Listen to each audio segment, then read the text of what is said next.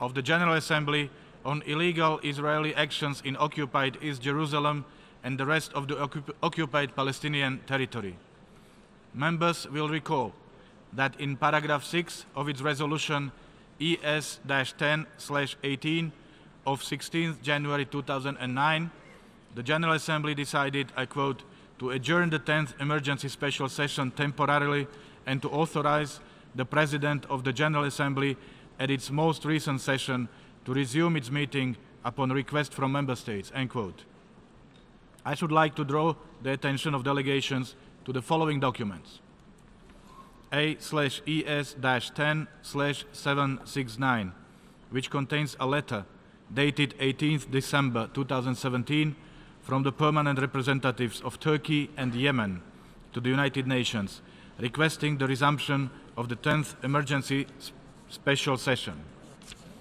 And A/ES-10/771, which contains a letter dated 19th December 2017 from the permanent representative of the Bolivarian Republic of Venezuela to the United Nations, also requesting the resumption of the 10th emergency special session. I intend to conduct the proceedings of this meeting in accordance with the rules of procedure of the General Assembly and past practice of the 10th emergency special session. In accordance with the Rule 63 of the Rules of Procedure of the General Assembly, the President and Vice Presidents of the 70th in the same capacity at the resumed 10th emergency special session. May I take it that it is the wish of the General Assembly to decide that the Credentials Committee of the 72nd session should serve for the resumed 10th emergency special session?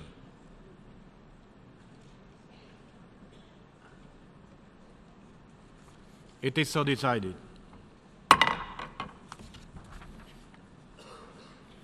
In keeping with the established practice, I should now like to invite the attention to the General Assembly to document A/ES-10/770 concerning Member States that are in arrears in the payment of their financial contributions to the United Nations within the terms of Article 19 of the Charter.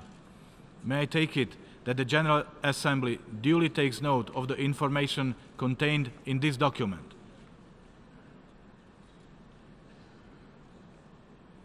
It is so decided. In this connection, may I further take it that it is the wish of the General Assembly to follow the provisions of Resolution 72/2, by which the Comoros, Guinea-Bissau, Sao Tome and Principe, and Somalia are permitted to vote in the General Assembly until the end of its 72nd session, and to also allow these Member States to vote at the emergency special session.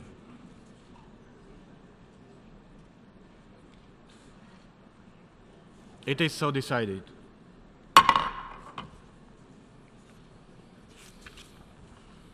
The General Assembly will now resume its consideration of Agenda Item 5, entitled Illegal Israeli Actions in Occupied East Jerusalem and the Rest of the Occupied Palestinian Territory.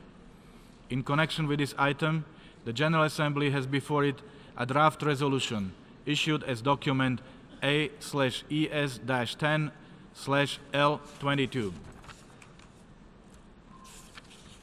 I now give the floor to the distinguished representative of Yemen to introduce draft resolution A/ES-10/L22.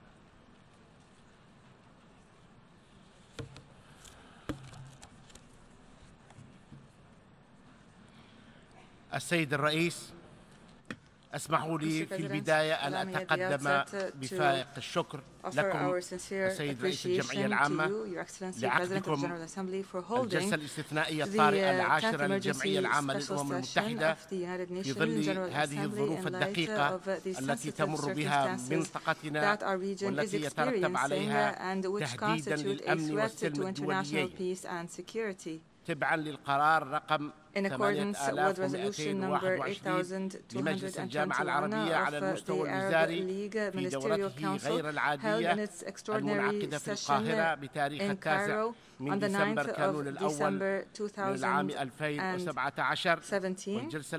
and the extraordinary exceptional session held by the Islamic Summit in Istanbul on the 13th of December 2017. كما نتوجه بالشكر والامتنان لكل الدول الأعضاء في حركة عدم الانحياز على دعمهم لعقد هذه الجلسة الاستثنائية الطارئة انسجاما مع موقفهم الثابت بشأن القضية الفلسطينية. السيد الرئيس، إننا نعرب عن أسفنا لقيام الولايات المتحدة الأمريكية باستخدام حق النقض الفيتو ضد مشروع القرار الذي قدمته جمهورية مصر العربية في مجلس الأمن بالنيابة عن المجموعة العربية، والذي يهدف إلى حماية مدينة القدس ورفض أي محاولة لتغيير وضعها القانوني والتاريخي الراسخ في القانون الدولي. كما نعرب مجددا عن استيائنا من النهج الذي اتخذته الولايات المتحدة الأمريكية في مواجهة 14 صوتا في مجلس الأمن يمثل بشكل قاطع الإجماع الدولي بشأن مدينة القدس الشريف امتثالا لمبادئ القانون الدولي والشرعية الدولية وقرارات الأمم المتحدة ذات الصلة. إن القرار الذي اتخذته الإدارة الأمريكية في 6 من ديسمبر كانون الأول من العام الجاري بشأن مدينة القدس يعد باطلا ولا يترتب عليه أي أثر قانوني يغير من وضع القدس المحتلة، ولكنه يعتبر اعتداء صريحا على حقوق الشعب الفلسطيني وعلى الأمة العربية وجميع المسلمين والمسيحيين في العالم، وانتهاكا خطيرا للقانون الدولي ولميثاق الأمم المتحدة الذي يقر بعدم جواز الاستيلاء على الأرض بالقوة. كما من شأنه أن يهدد بشكل جدي السلم والأمن والاستقرار في المنطقة وفي العالم، علاوة على تقويض فرص السلام وحل الدولتين وتعزيز العنف والتطرف.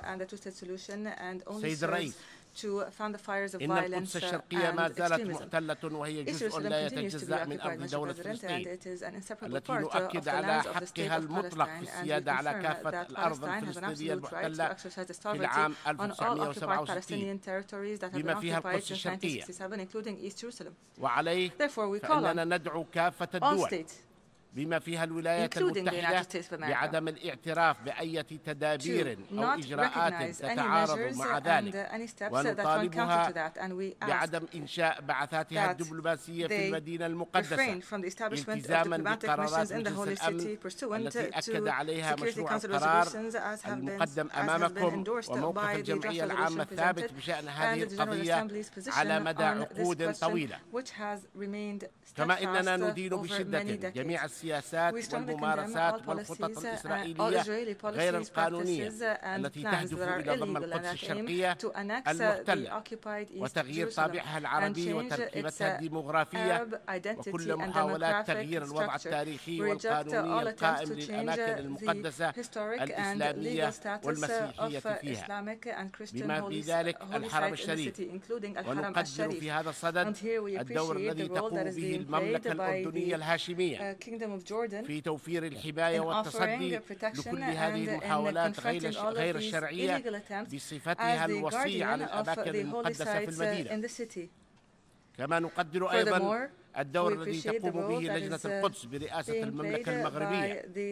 كما نحيي صمود الشعب الفلسطيني الشقيق المدافع عن أرضه ومقدساته وتاريخه وتراثه وقوفا في وجه الظلم والقهر والعدوان وكل من يحاول التنكر بوجوده وحقه الأصيل والطبيعي في المدينة العربية المقدسة. السيد الرئيس، إن الاحتلال الإسرائيلي للأراضي العربية بما فيها الأرض الفلسطينية هو أساس التوتر في المنطقة، فلا أمن ولا استقرار فيها دون حل ينصف الشعب الفلسطيني ويمكنه من نيل حقوقه المشروعة في الحرية والكرامة وفي استقلال دولته الفلسطينية وعاصمتها القدس الشرقية على أساس مبدأ الأرض مقابل السلام وحل الدولتين وفقا لمرجعية السلام بما فيها مبادرة السلام العربية التي ما زالت منذ عام 2002 تقدم أسسا عادلة للحل السلمي حسب ما توافق عليه المجتمع الدولي بما في ذلك مجلس الأمن.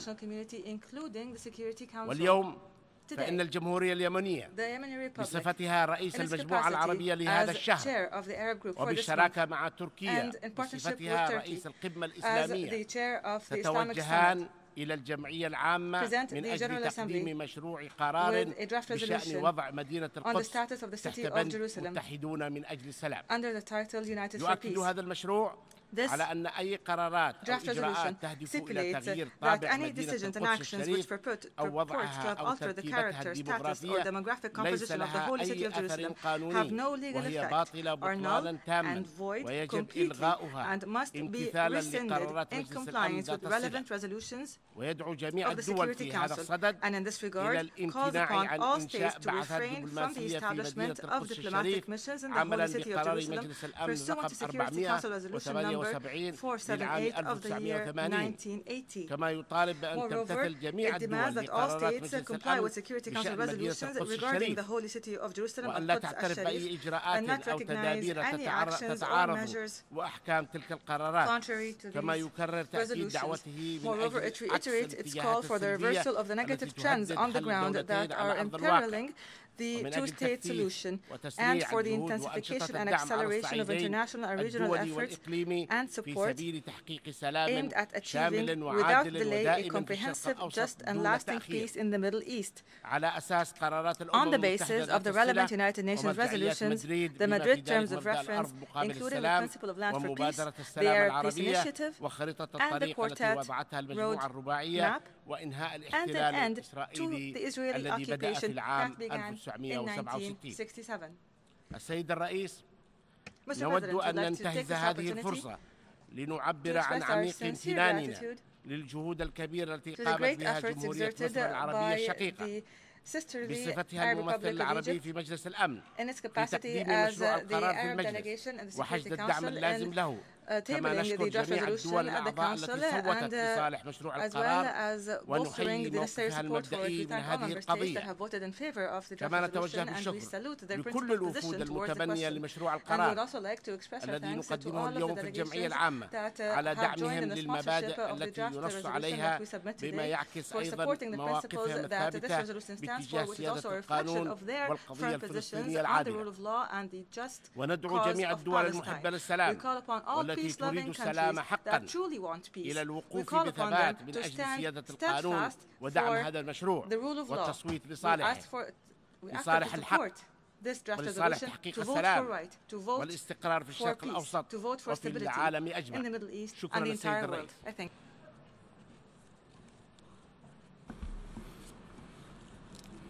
I thank the distinguished representative of Yemen.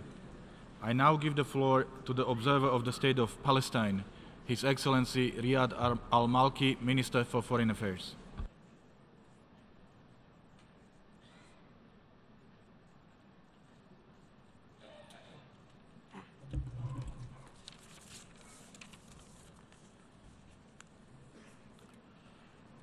معالي رئيس الجمعية العامة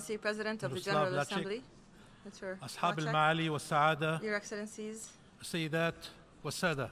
Ladies and gentlemen, لقد طالبنا بعقد هذه الجلسة الاستثنائية الطارئة العاشرة للجمعية العامة إعلاء بصوت المجتمع الدولي الذي جسدته ردود فعل الشعوب ومواقف الحكومات في جميع أنحاء العالم كما الأغلبية الساحقة في مجلس الأمن في تصويته على مشروع القرار المؤكد على ثبات الوضع القانوني والسياسي والتاريخي للقدس الشريف وبطلان كل المحاولات لتغيير هذا الوضع. وأشكر هنا المجموعة العربية والدول الأعضاء في منظمة التعاون الإسلامي وحركة عدم الانحياز لدعوتها لعقد هذه الجلسة الطارئة بعدما عرقل استخدام الفيتو قدرة مجلس الأمن على أداء مهامه في حفظ الأمن والسلم الدوليين بالرغم من دعم 14 دولة عضواً في مجلس الأمن للقرار الذي قدمته جمهورية مصر العربية الشقيقة مشكورة. وبات من صلاحية الجمعية العامة تحمل هذه المسؤولية بموجب متحدون من أجل السلام. وتأتي هذه الجلسة تبعاً لقرارات المجلس الوزاري العربي الذي عقد في القاهرة بطلب من دولة فلسطين والمملكة الأردنية الهاشمية بموجب الوصاية الهاشمية على الأماكن المقدسة في القدس. والجلسة الاستثنائية للقمة الإسلامية التي عقدت في اسطنبول برئاسة الجمهورية التركية. والإجماع الدولي حول خطورة القرار الأمريكي وتداعياته على السلم والأمن على الصعيدين الإقليمي والدولي. نجتمع اليوم ليس بسبب أي عداء تجاه الولايات المتحدة الأمريكية، بل بسبب قرارها الذي يعد اعتداء على حق الشعب الفلسطيني الأصيل والطبيعي في مدينة القدس الشريف وعلى الأمة العربية وعلى جميع مسلمي ومسيحيي العالم وعلى مكانة القدس الدينية والإنسانية الاستثنائية. ونؤكد على أن القرار الأمريكي لن يؤثر على وضع ومكانة المدينة المقدسة بأي شكل من الأشكال، وإنما يؤثر بطبيعة الحال على مكانة الولايات المتحدة الأمريكية كوسيط للسلام، وذلك لأنها فشلت في اختبار القدس رغم تحذيراتنا وتحذيرات العالم أجمع من التهاون في هذا الاختبار ومن مغبة قرارات تؤجج المشاعر الدينية وتساهم في تحويل صراع سياسي قابل للحل إلى حرب دينية لا حدود لها. ولا يمكن إلا أن نسأل من يخدم هذا القرار. يخدم الحكومة الإسرائيلية في تنفيذ أجندتها الاستعمارية وقوة التطرف والإرهاب في المنطقة والعالم. ومن يتخيل أن يكون هناك مصداقية لخطة سلام تستثنى فيها القدس؟ وهل هناك أي صوت داعم للسلام وذات مصداقية دعم هذا القرار؟ ماذا قالت عنه الدول والتجمعات الإقليمية والسياسية والبرلمانات وحتى الأمين العام للأمم المتحدة والمرجعيات والمؤسسات الدينية المسيحية والإسلامية في كل مكان في العالم؟ ألا تسأل الولايات المتحدة الأمريكية نفسها لماذا تقف معزولة في موقفها هذا الذي يرفضه القريب والبعيد؟ ولماذا أقرب حلفائها لم يستطع حتى غض النظر عن قرارها هذا؟ إن الإجابة واضحة. القدس الشريف مهد الحضارات وأرض الرسالات السماوية ومصر النبيين وبوابة السماء، مدينة القيامة والأقصى، أولى القبلتين وثالث الحرمين الشريفين.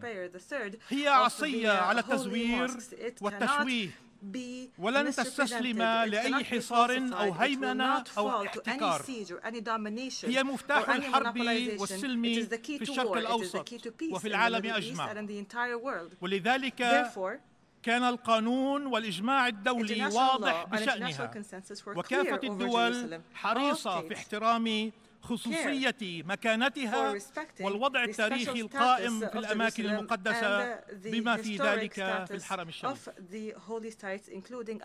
اليوم أضاعت الولايات المتحدة الأمريكية مجددا فرصة للعدول عن قرارها غير المشروع والاستفزاز لتلتحق بالمجتمع الدولي وتنهي عزلتها، ولكنها مضت في تجاهلها للتداعيات الخطيرة لقرارها ولدعوات المجتمع الدولي لها باحترام قرارات الشرعية الدولية التي تحكم عالمنا والتي تحول دون تأجيج للصراعات، بل تقدم مرجعيات للحلول السلمية العادلة. سيد الرئيس، إن دولة فلسطين تحترم سيادة الدول طالما تنسجم هذه السيادة مع القانون الدولي، ولكننا لن نقبل استخدام السيادة كذريعة لانتهاك القانون الدولي والتعدي على حقوق شعبنا الفلسطيني غير القابلة للتصرف والتنكر لحقنا في وجودنا على أرضنا. إننا نقف اليوم مع دول العالم أجمع متحدين من أجل الحرية والعدالة والسلام، لا يثنينا فيتو أو تهديد، لأننا في إطار مواجهتنا للتحديات نعتمد على القانون الدولي ونحتكم إليه وليس إلى ما يبدو على أنه وعظ ديني يوظف من أجل تبرئة الاستعمار وتبرير الاستيلاء على الأرض بالقوة. ونتعجب من أن إسرائيل القوة القائمة بالاحتلال لم تدرك بعد أن الدول هنا تمثل شعوبا عانت لعقود طويلة من الاستعمار والأبارتهايد والاضطهاد والهيمنة والعدوان، وأنها تميز جيدا النوايا الاستعمارية ولن تقبل أي مبرر لهذه الجرائم لا أمنيا ولا دينيا ولا قوميا، لأنها مبررات لاحظتها تجربة الشعوب ونضالاتها، وأن هذه الدول وشعوبها وفية ولن تنسى فلسطين والدعم الذي قدمته لهم في أحلك الأوقات حتى نيل حريتهم واستقلالهم. كما تقر هذه الدول وتعترف بالمنطق الذي أنشئت هذه المنظومة الدولية من أجله منذ ما يزيد عن 70 عاما على إثر الحرب العالمية الثانية. المنطق القائم بالعدل والإرادة الجماعية والمتمثلة في ميثاق الأمم المتحدة والشرائع الدولية، حيث تمر هذه المنظومة في اختبار غير مسبوق. فلسطين أحد أبرز عناوينه، إذ أجمعت كافة الأطر الدولية على حقنا وعدالة قضيتنا الفلسطينية، بما في ذلك الجمعية العامة لحقوق الإنسان ومحكمة العدل الدولية ومؤتمر الدول للأطراف السامية المتعاقدة لاتفاقية جنيف الرابعة. ونحن اليوم على ثقة كبيرة بأن الدول ستعتمد في تصويتها على هذه الأسس والمرجعيات الثابتة والصريحة وعلى المنطق المتسق مع الحضارة الإنسانية. سيد الرئيس، إن التاريخ يسجل الأسماء ويحفظها. اسم من يقف مع الحق وذلك الذي ينطق بالباطل، ونحن كنا وما زلنا طلاب حق وسلام بالرغم من الاضطهاد والظلم والقهر الذي نتعرض له أطفالا ونساء ورجالا وشيوخا. اضطهاد يمتد من وعد بلفور قبل 100 عام إلى النكبة قبل 70 عاما والاحتلال الضفة الغربية بما فيها القدس الشرقية وقطاع غزة قبل 50 عاما حتى يومنا هذا. وبالرغم من سيرنا على طريق الآلام لقرن من الزمن لم يثنينا ذلك عن السعي لتحقيق السلام كلما سنحت لنا الفرصة. ولكن الاستعمار والسلام لا يلتقيان، فمن يختار السلام يجب أن يتخلى عن الاستعمار، ومن يختار الاستعمار فهو عدو للسلام. وإسرائيل لا تخفي سياساتها ونواياها. لقد قرر الوسيط الانحياز لها مقرا بالباطل ومتجاهلا بالحق مما يستدعي استحداث آلية دولية متعددة الأطراف تحت مظلة الأمم المتحدة وعلى أساس الشرعية الدولية ومرجعيات عملية السلام تجسد الإرادة الدولية لإنهاء الاحتلال والصراع وتحقيق حل عادل ودائم وشامل يوفر الأمن والسلام لكافة شعوب المنطقة. إن العملية السلمية ليست حكرا على أحد، والقضية الفلسطينية لا تزال مسؤولية المجتمع الدولي ككل بما فيه الأمم المتحدة حتى إيجاد حل عادل يكفل نيل الشعب الفلسطيني لحقوقه التي لا يمكن أن تخضع لحسن النية من سلطة الاحتلال. كما لا تستطيع الدول تحت ذريعة دعم الحوار بين الأطراف أن تتهرب من مسؤولياتها وواجباتها بموجب القانون الدولي بما في ذلك عدم الاعتراف بالوضع غير الشرعي الذي خلقته إسرائيل وعدم الإسهام في استمرار هذا الوضع والتمييز بين الأرض المحتلة ودولة الاحتلال ومساءلة الأطراف ومحاسبتهم على انتهاكاتهم ودعم الشعب الفلسطيني في نضاله لتحقيق حريته واستقلاله بما في ذلك الاعتراف بدولة فلسطين على حدود عام 1967. إن صمود شعبنا في أرضه أسطوري وتطلعاته نحو تحقيق الحرية والكرامة مشروعة وأمله لتحقيق الأمن والرفاه لأبنائه وأجياله القادمة يبعث كل يوم، ولكن بطش الاحتلال الإسرائيلي يسلب منهم أحلامهم ومستقبلهم.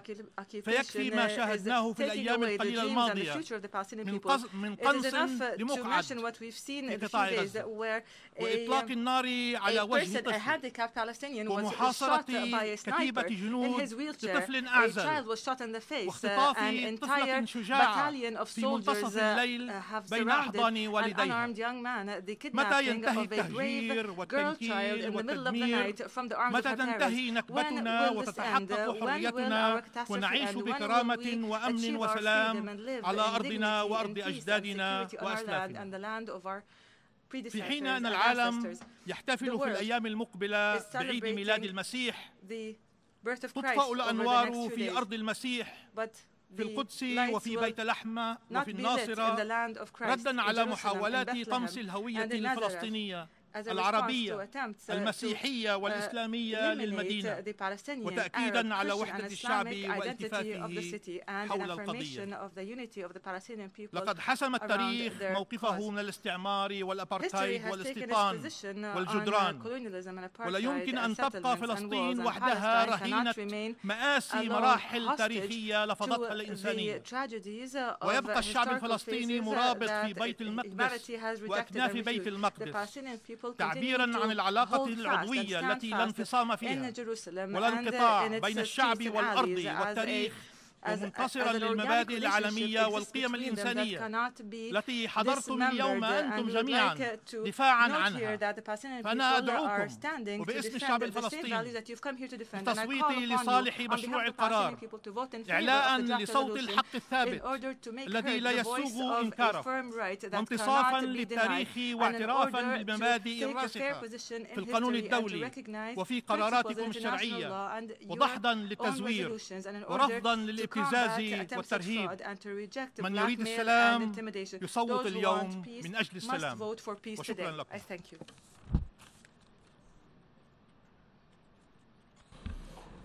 I thank the observer of the State of Palestine, His Excellency Minister for Foreign Affairs. I now give the floor to the distinguished representative of Turkey, His Excellency Mr. Mevlut Çavuşoğlu, Minister for Foreign Affairs.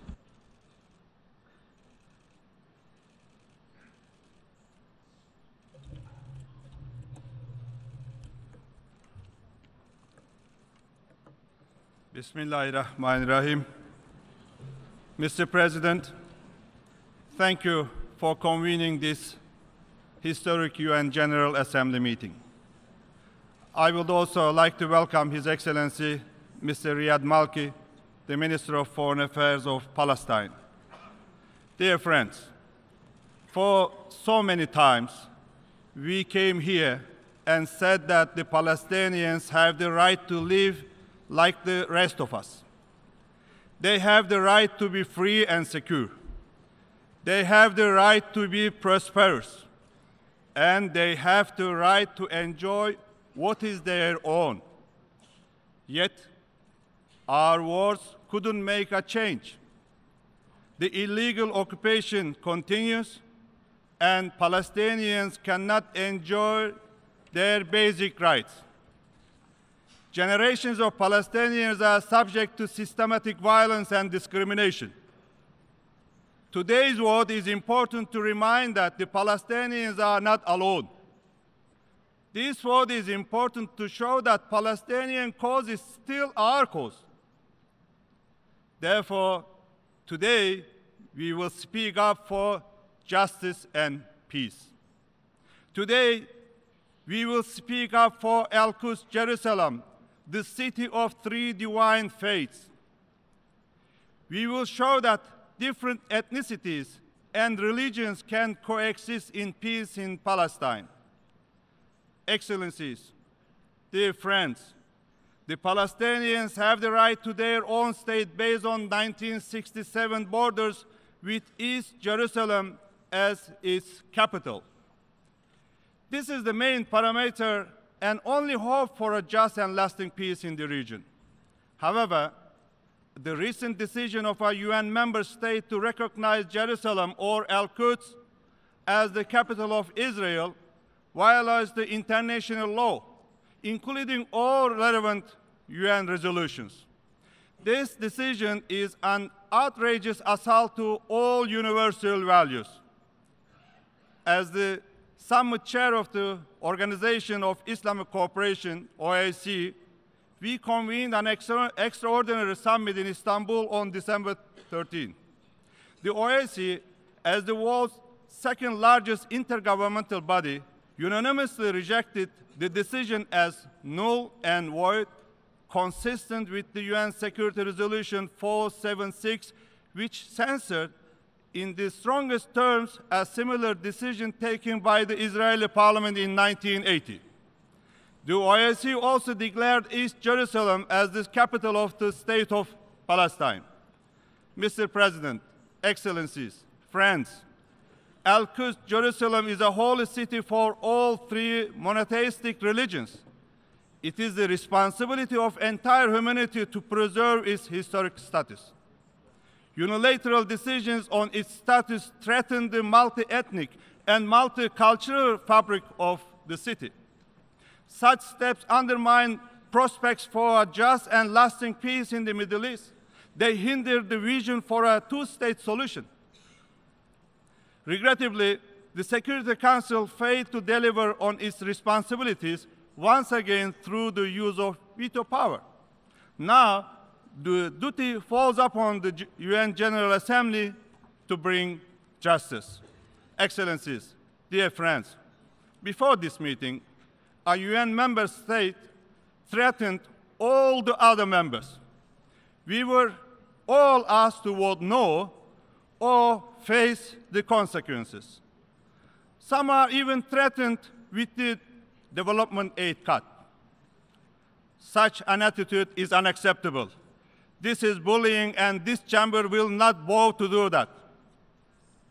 It is unethical to think that the votes and dignity of member states are for sale. Let me put it in this way. We will not be intimidated. You can be strong, but this doesn't make you right. Mr. President, Excellencies, ladies and gentlemen, dear friends, this is a critical moment in history. A vote in favor of the Palestinian people today will place us on the right side of the history. We did it before when we granted Palestine the status of non-member observer state at the UN back in 2012. It is our sincere hope that this vote will pave the way for much-needed peace and justice in the Middle East. Turkey, as the co-chair of OIC Summit, co-tabled the resolution along with Yemen.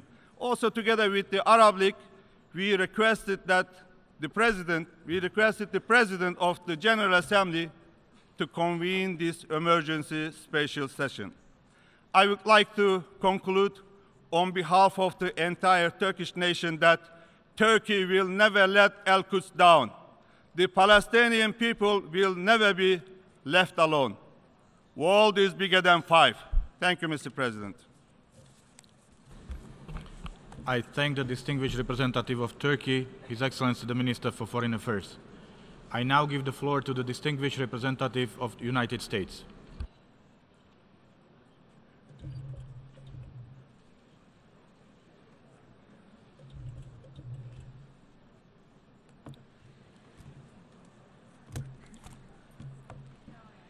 Thank you, Mr. President.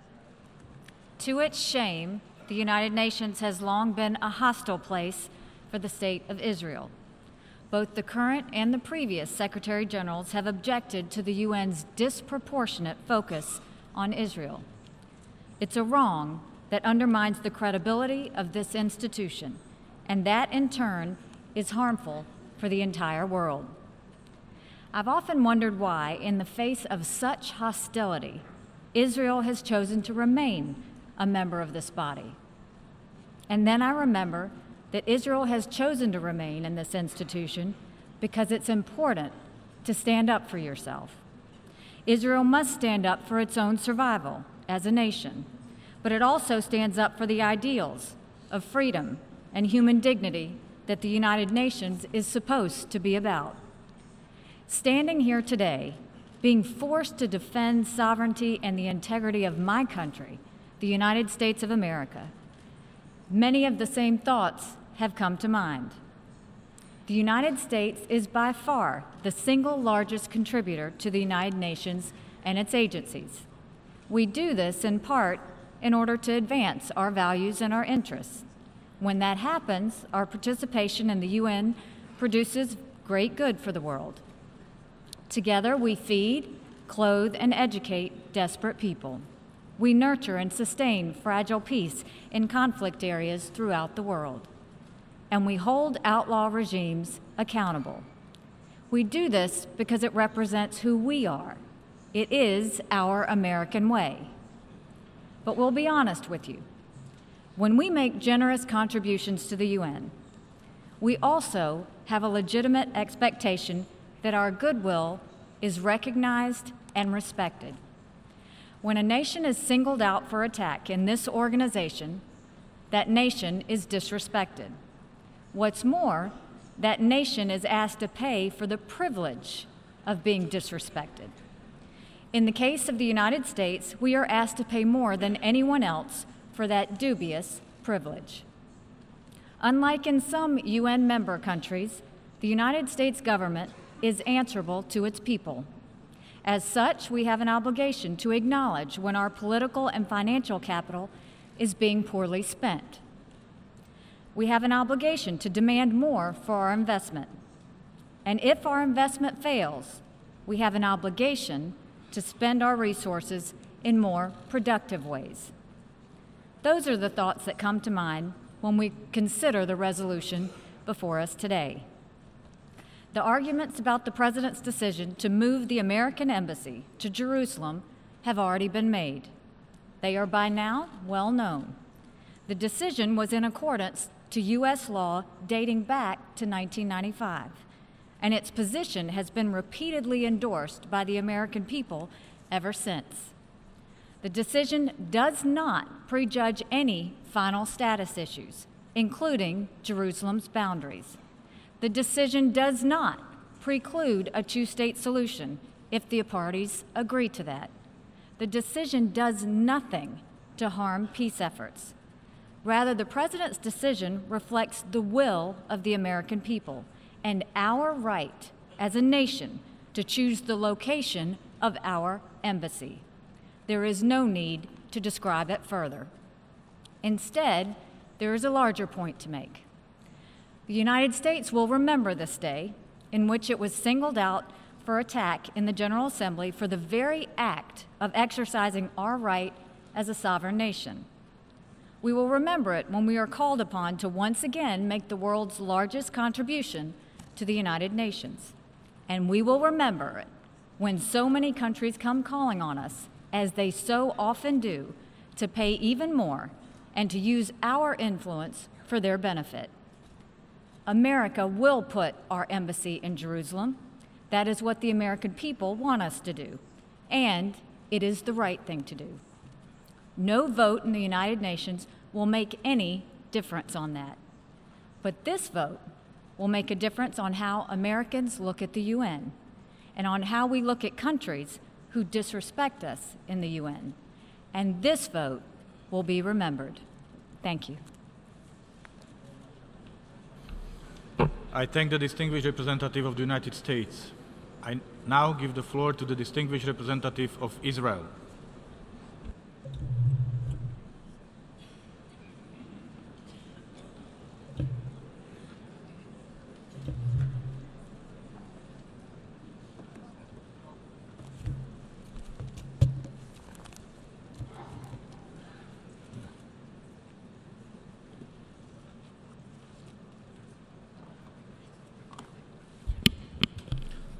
Thank you, Mr. President. It is shameful for the United Nations that I must stand before you today. It is shameful that this meeting is even taking place. Jerusalem is the holiest place on earth for the Jewish people. It is the capital of the state of Israel, period. It is a fact that simply cannot be disputed. King David declared Jerusalem the city of the Jewish people 3,000 years ago. The Jewish Bible mentions Jerusalem 660 times. Our prayers recall Jerusalem's holy name over and over again.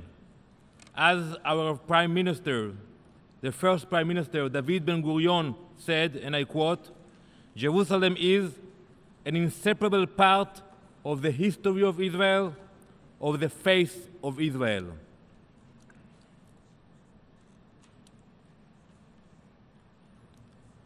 I am holding an original coin.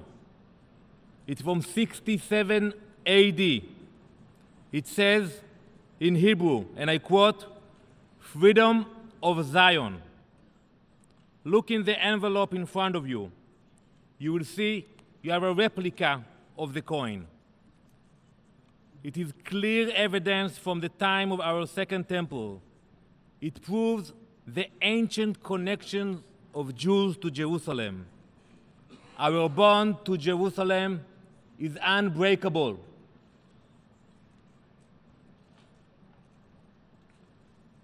No UNESCO declaration, no empty speeches, no General Assembly resolution will ever drive us from Jerusalem.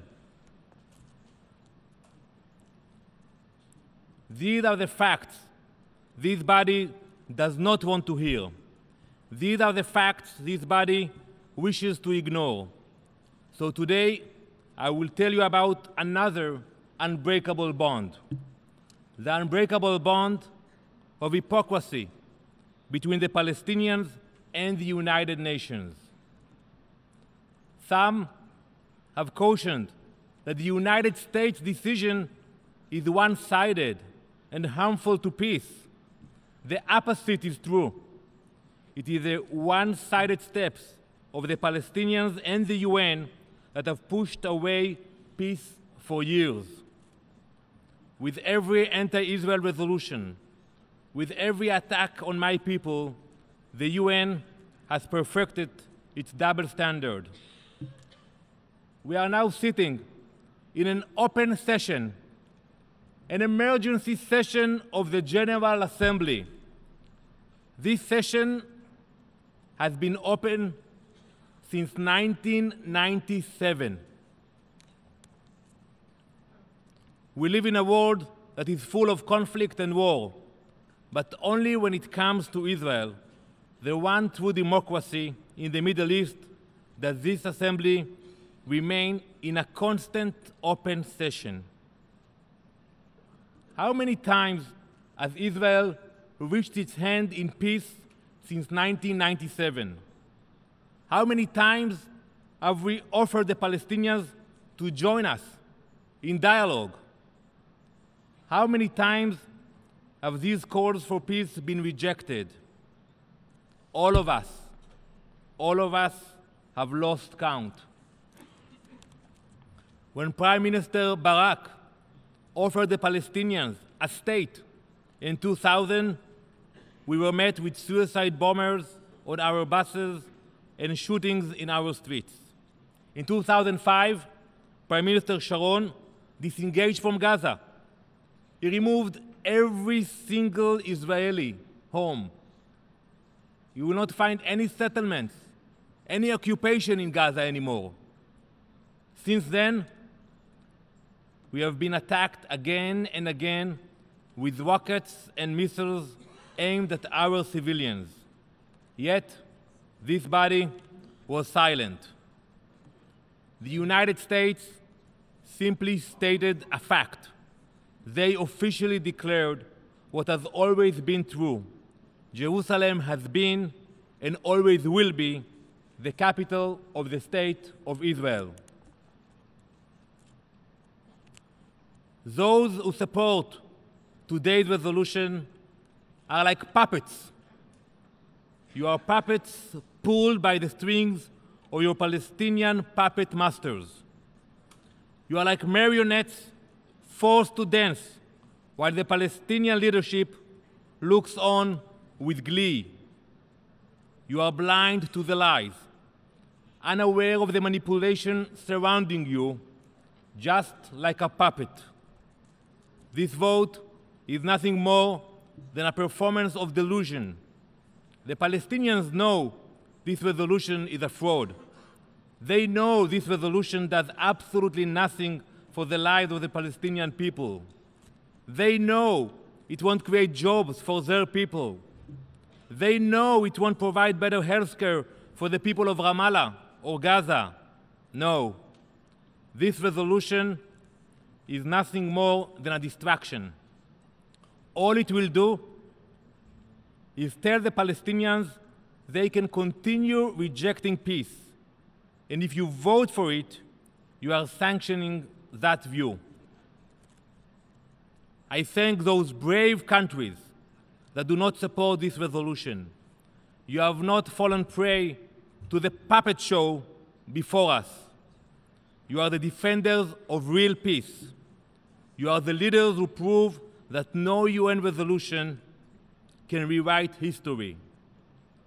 Because when a UN resolution designates Israel's presence in parts of Jerusalem as illegal, in reality, it designates the presence of the Jewish people at the Western Wall as illegal.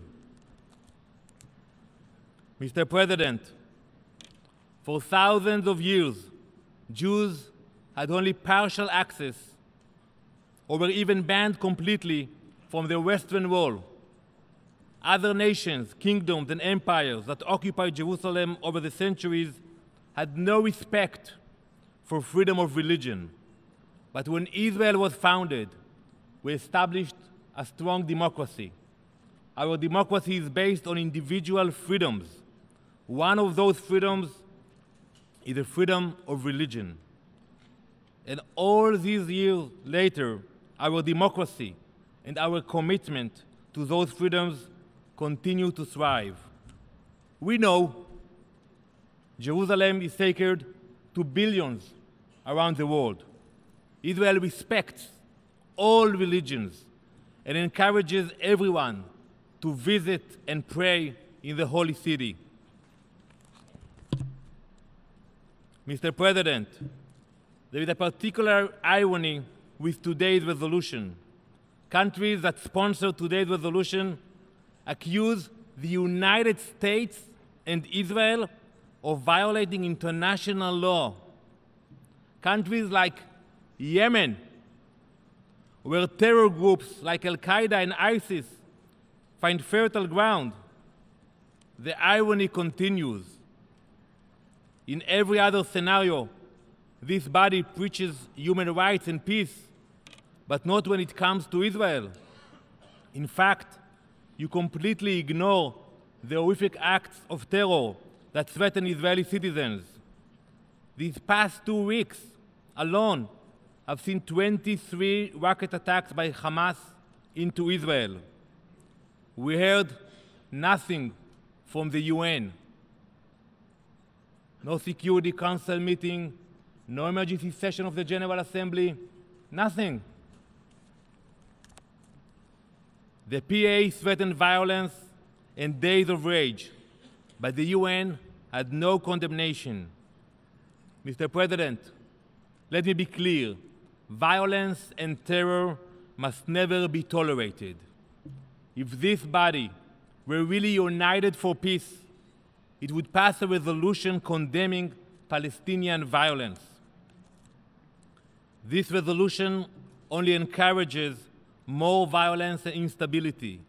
It encourages the Palestinian leadership to continue on this dangerous path. You permit them to pursue violence in the name of Jerusalem, the city of peace. Mr. President, Israel is an optimistic country. We returned home after thousands of years in exile. We made the desert bloom and defended our country from countless attacks. 42 years ago, this body, here is the General Assembly, this body adopted a different, shameful resolution.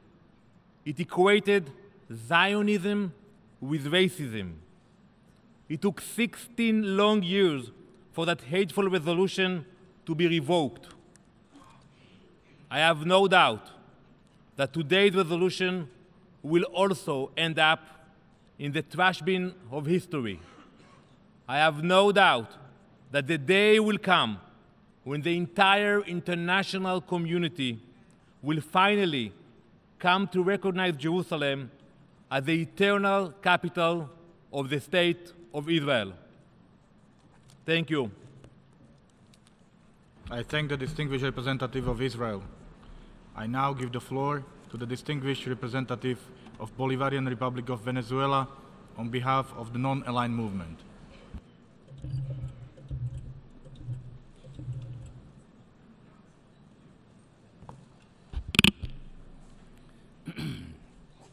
Señor Presidente, es un honor para la República Bolivariana de Venezuela hacer uso de la palabra en nombre del Movimiento de Países No Alineados, el cual, en conjunto con la Organización para la Cooperación Islámica y la Liga de Estados Árabes, solicitó que se reanudara este 10º periodo extraordinario de sesiones de emergencia de la Asamblea General, en vista de los recientes acontecimientos relacionados con la cuestión de Palestina, enfatizando así la importancia que otorgamos al futuro de su heroico pueblo, así como el estatus de la ciudad de Jerusalén. Sobre este particular, aprovechamos la oportunidad para expresarle nuestro agradecimiento por su inmediata atención a nuestra solicitud en consonancia con el clamor de los pueblos libres del mundo. Asimismo, es importante resaltar que esta reunión plenaria ha sido convocada de conformidad con las disposiciones establecidas en la resolución 377-A de la Asamblea General de fecha 3 de noviembre de 1950, Unión Pro Paz, considerando que el Consejo de Seguridad permanece callado y paralizado sobre este tema, a pesar de sus obligaciones conforme a la Carta, tal como se evidenció el pasado lunes 18 de diciembre, cuando la delegación de los Estados Unidos de América vetó el proyecto de resolución del Consejo de Seguridad sobre el estatus de la ciudad de Jerusalén, presentado por la distinguida delegación de la República Árabe de Egipto. Señor Presidente, el Movimiento de Países No Alineados expresa su profunda preocupación por las continuas violaciones cometidas por Israel, la potencia ocupante, en el territorio palestino ocupado, incluyendo los intentos dirigidos a alterar el carácter, estatuto y composición demográfica de la ciudad de Jerusalén. En este sentido, deploramos todas las violaciones al derecho internacional y las provocaciones en la ciudad perpetradas sea, resaltando que tal como lo ha determinado el Consejo de Seguridad de las Naciones Unidas. Asimismo, ratificamos todas las resoluciones del Consejo de Seguridad y de la Asamblea General relacionadas con Jerusalén y reafirmamos que esta es una parte integral del territorio palestino ocupado. Por otra parte, los Estados miembros del movimiento expresan su grave preocupación tras las declaraciones y los planes anunciados por el presidente de los Estados Unidos de América, Donald Trump, el pasado 6 de diciembre de 2017, de trasladar su embajada en Israel a la ciudad de Jerusalén, así como cualquier otra acción relacionada que pretenda consolidar aún más el control de Israel y su ilegal anexión de facto de la ciudad. Permítanos advertir una vez más que tales provocaciones, las cuales violan las resoluciones del Consejo de Seguridad, intensificarán las tensiones con potenciales repercusiones de largo alcance. Por lo tanto, hacemos un llamado al gobierno de los Estados Unidos de América a que cese todas las violaciones y provocaciones. De igual manera, recordamos los principios y propósitos consagrados en la Carta de las Naciones Unidas, incluida la prohibición de adquisición de territorios por la fuerza, así como todas las resoluciones pertinentes del Consejo de Seguridad y de la Asamblea General y todas las disposiciones del derecho internacional, en particular el Cuarto Convenio de Ginebra. Recordamos específicamente las resoluciones 476 y 478 del Consejo de Seguridad, en las que el Consejo, entre otros elementos, claramente ratificó que todos los actos y medidas de carácter legislativo y administrativo que haya tomado Israel, la potencia ocupante, con el fin de alterar el carácter y el estatuto de la ciudad santa de Jerusalén, carecen de validez jurídica y deben ser inmediatamente revocados. También afirmó que la promulgación de la ley básica por Israel constituye una violación del derecho internacional. Decidió no reconocer la ley básica y las demás medidas de Israel que, como resultado de esta ley, tengan por objeto alterar el carácter y estatuto de Jerusalén. E hizo un llamado a todos los Estados miembros a acatar esta decisión, exhortando expresamente a los Estados que hayan establecido representaciones diplomáticas en Jerusalén para que retiren tales representaciones de la ciudad de Jerusalén. A este respecto, hacemos un llamado a favor del pleno respeto de las resoluciones y decisiones pertinentes del Consejo de Seguridad, las cuales son jurídicamente vinculantes para todos nosotros en tanto Estados miembros de esta organización. Señor Presidente, el movimiento advierte que en el contexto de esta situación extremadamente volátil y las escasas perspectivas para lograr una paz justa, todas las acciones provocadoras, ilegales y unilaterales en Jerusalén, así como la constante amenaza de tales acciones, además de comprometer las posibilidades de alcanzar una solución biestatal sobre la base de las fronteras anteriores a 1967, podría seriamente desestabilizar la frágil situación sobre el terreno con consecuencias peligrosas. Por esta razón, el movimiento recuerda la resolución 2334 del Consejo de Seguridad, adoptada hace casi un año, en la que el Consejo subrayó, entre otros aspectos, que no reconocerá ningún cambio a las líneas del 4 de junio de 1967, incluso en lo que respecta a Jerusalén, que no sean los acordados por las partes mediante negociación. E hizo un llamado a las partes para que se abstengan de realizar actos de provocación e incitación y de hacer declaraciones que enardezcan los ánimos, con el fin de, entre otras cosas, distender la situación, restablecer la confianza, demostrando mediante políticas y medidas un compromiso genuino con la solución biestatal y crear las condiciones necesarias para promover la paz. Por consiguiente, los Estados miembros del movimiento reafirman su compromiso para contribuir con la consecución de una solución justa, pacífica y duradera a la cuestión palestina en todos los aspectos de conformidad con el derecho internacional. En este sentido, destacamos la urgencia de emprender esfuerzos colectivos para promover la paz y la seguridad a través del logro sin más retrasos del fin de la ocupación israelí que inició hace más de 50 años en 1967. Y hacemos un llamado a favor de la intensificación de todos los esfuerzos regionales e internacionales al logro de este fin, incluyendo aquellos relacionados con la preservación de la solución de los dos estados sobre la base de las fronteras anteriores a 1967, con arreglo a los términos de referencia de larga data para un acuerdo de paz respaldado por la comunidad internacional, de conformidad con las resoluciones pertinentes de las Naciones Unidas, los principios de Madrid, incluido el principio de tierra por paz, la iniciativa de paz árabe y la hoja de ruta del cuarteto.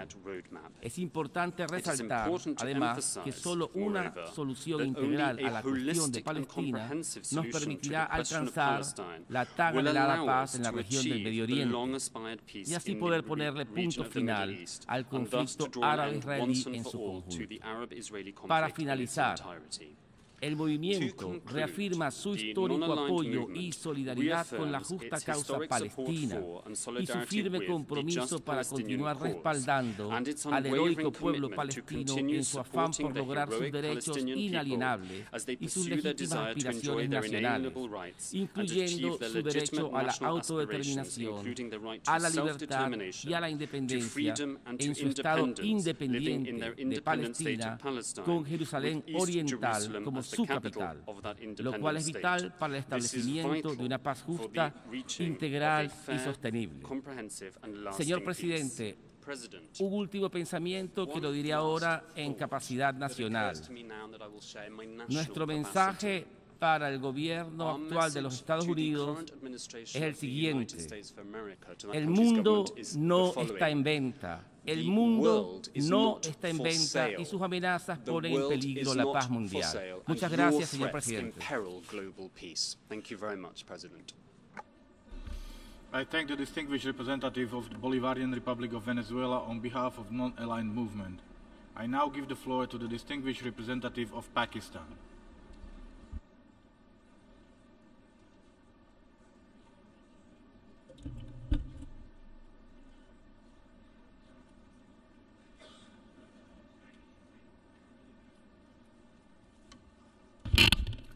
Thank you, Mr. President.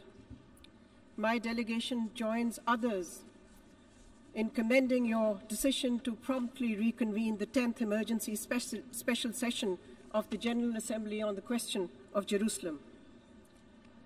In the face of this new challenge, where unilateral actions by one country are set to undo decades of work of the international community and to defy international law, this Parliament of man, this Parliament of the world, is the right and appropriate forum to send a reassuring message to the suffering and the long-oppressed people of Palestine, who have been losing hope in the possibility of securing a viable, contiguous and independent state of Palestine, as well as losing hope in the effectiveness of the United Nations to address their plight.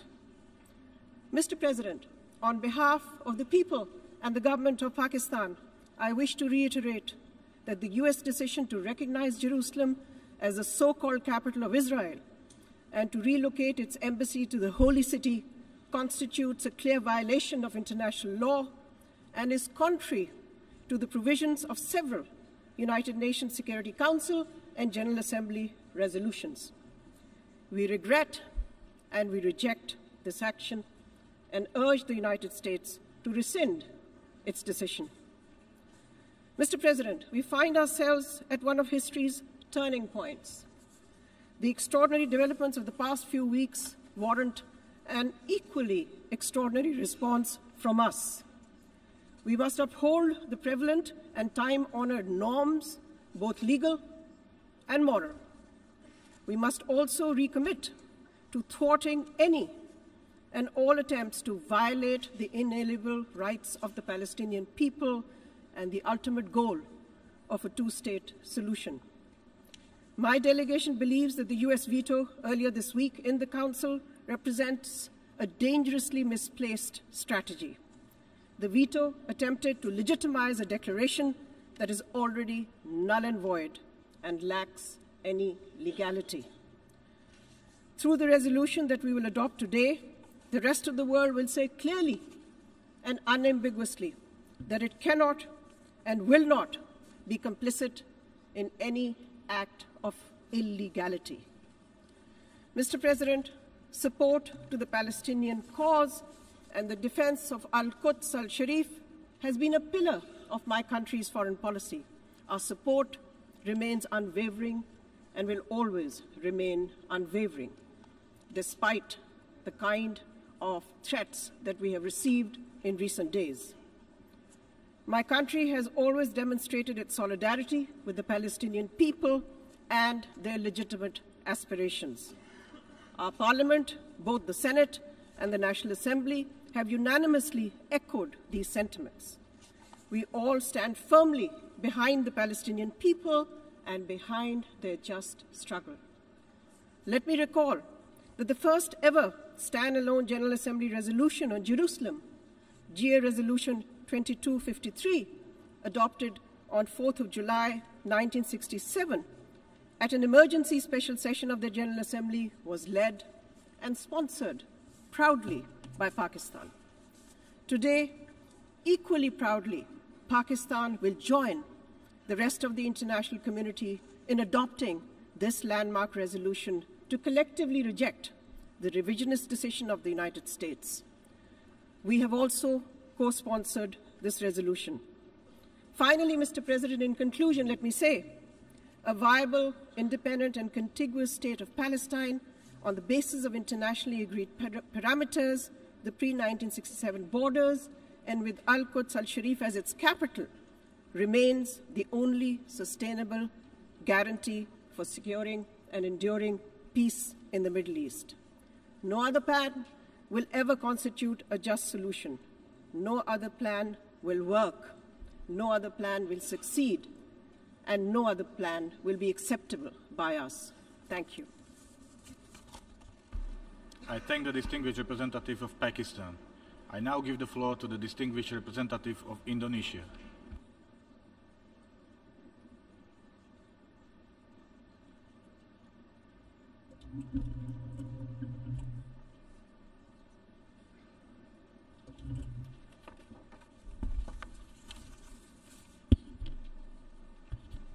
Mr. President, I wish to thank you for facilitating this highly critical session today in response to the announcement from President Trump recognizing Jerusalem Al-Quds Al-Sharif as the capital of Israel and the relocation of its embassy in Israel to the city of Jerusalem Al-Quds Al-Sharif. We also appreciate the League of Arab States and the Organization of Islamic Conference for rapidly responding to the failure of the Security Council earlier this week in adopting its resolution. We also thank the members of the Non-Aligned Movement for their strong support.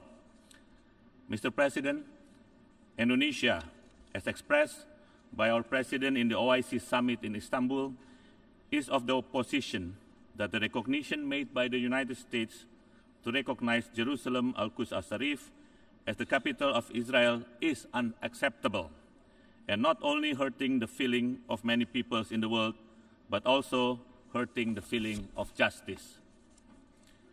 This unilateral decision brought nothing but keeping us away from the two-state solution and making the independence of Palestine seems far and impossible.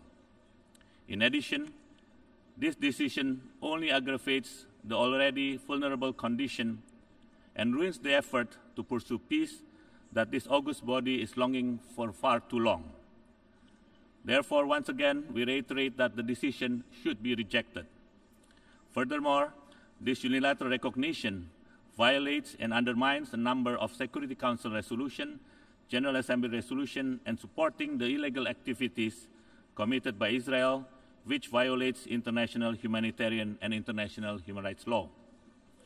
Mr. President, all resolutions concerning the status of the Holy See of Jerusalem, Al-Quds Al-Sharif, and the rest of the Palestinian territory occupied by Israel since 1967 must be respected without exception. There has been international consensus recognizing Jerusalem's centrality and sensitivity to the peace process. Unfortunately, we have witnessed in the past few days statements disrespecting the Security Council resolution and many GA resolutions. Let me briefly recall history and quote paragraph 5.b of Security Council Resolution 478/1980, which states, calls upon those states that have established diplomatic mission at Jerusalem to withdraw such mission from the Holy City. This resolution of the Security Council of 1980 was adopted by 14 votes to none, with 1 abstention. It is still valid and continue to be valid until peace is sustained for the Palestinians. Indonesia will once again stress our position that it does not accept any statements and activities that disgrace this august body and its product that are reflection of the world recognition toward the legitimate rights of the Palestinian people, let alone by 1 or 2 states. Let me stress again, any attempts to change the character and status of the Palestinian territory occupied since 1967, including East Jerusalem, has no legal validity and considered null and void. It also constitutes flagrant violation of international law and major obstacle to the achievement of the two-state solution and a comprehensive peace. Jerusalem Al-Quds Al-Sharif is a final status issue that must be resolved through negotiation between the two parties. It is up to us here in this chamber as peace-loving nation, the ones that must uphold the rule of law, justice, and the dignity of this multilateralism. We need to demonstrate our good faith and trust to the system for the maintenance of peace and security. I call once again on all peace-loving nations to support the resolution that has been forwarded by Yemen and Turkey on behalf of the many co-sponsors, including Indonesia. The Indonesian people puts high expectation to the United Nations and its member states, whose resolution has been blatantly violated, to make the right decision and make a strong stance against any unilateral recognition in contrary to international law. Indonesia also urged the member of the United Nations not to follow the unilateral recognition of the United States to relocate its embassy to Jerusalem. Indonesia is convinced that we can still rely on the United Nations to fulfill the world expectation. Finally, Mr. President, let me once again assure my Palestinian brothers and sisters that Indonesia's support for the legitimate aspiration and rights of the people of Palestine to live in freedom, peace, justice, and dignity in their own homeland has been steadfast and will continue undiminished.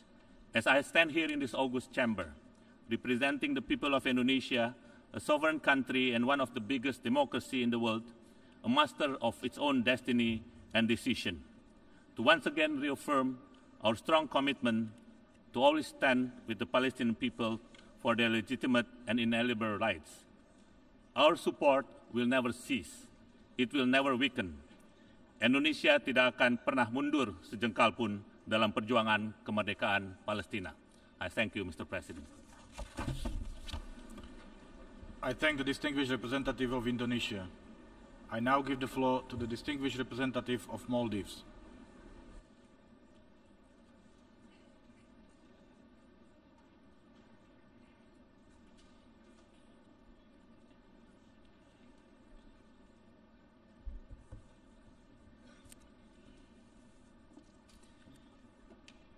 Thank you, Mr. President.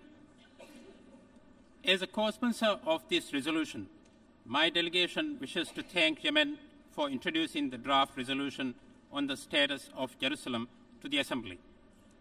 And we also thank Turkey and Palestine for their leadership in convening the 10th Emergency Special Session of the General Assembly to consider the status of Jerusalem. My government applauds the visionary leadership that President of the State of Palestine, His Excellency Mr. Mahmoud Abbas, is demonstrating on this issue, and in particular, the Palestinians' unwavering faith in the United Nations. The current international system that emerged with the establishment of the United Nations is based on international law. It is a system in which nations of the world, from the greatest powers to microstates, have all pledged as they signed onto the UN Charter to respect, to defend, and to abide by international law. Every member state of the UN, including Israel, is bound to respect and to implement the resolutions of the Security Council in good faith. The Security Council has declared in clear and simple terms that Israel's occupation of the State of Palestine is illegal, its annexation of the East Jerusalem is illegal, and the decision by any country to recognize Jerusalem as Israel's so-called capital and the relocation of diplomatic missions to Jerusalem is also illegal and should be construed by the international community as null and void. It is reassuring to see that 14 out of the 15 members of the Security Council earlier this week voted to uphold international law with regard to the status of Jerusalem. The General Assembly, by adopting the resolution on Jerusalem today, will demonstrate the international consensus on the issue. The message to Israel and the handful of countries that supports its illegal action are very clear. The international community is united in upholding the rule of law, and that there is no place in the international system for illegal occupation and the annexation of people's lands. Israel needs to understand that the final status of Jerusalem can be decided through a negotiated settlement, that any unilateral action to recognize Jerusalem would be in violation of international law and the relevant Security Council resolutions on this matter. This is an opportunity for Israel to make a strategic decision that will shape the future of its people, the people of the entire Middle East, and beyond. My government appeals to Israel to withdraw from illegal occupation of Palestine and to help create conditions for the establishment of an independent and sovereign state of Palestine that can coexist side by side with Israel within secure and recognized borders based on 1967 lines, with East Jerusalem as its capital. That is the solution that the UN Security Council resolutions have advanced. The Maldives therefore calls on Israel to implement the relevant resolutions, to fully respect the legal obligations it undertook in the international agreements it has signed on to, and to return immediately to a framework that could advance the Middle East peace process based on a two-state solution. The center of gravity in international politics is shifting towards the rule of law. No power is too great to ignore this reality. That is the reality that the resolution we will adopt today will crystallize. And the Maldives will continue to work to ensure that this reality is sustained over time, as it is hopeful to get elected to the Security Council for the term 2019 to 2020. We will work with every member state to ensure that the United Nations remain the key actor in finding a lasting solution for the people of Palestine and in crafting shared solution for a shared destiny for all of us. I thank you, Mr. President. I thank the distinguished representative of Maldives. I now give the floor to the distinguished representative of Syrian Arab Republic.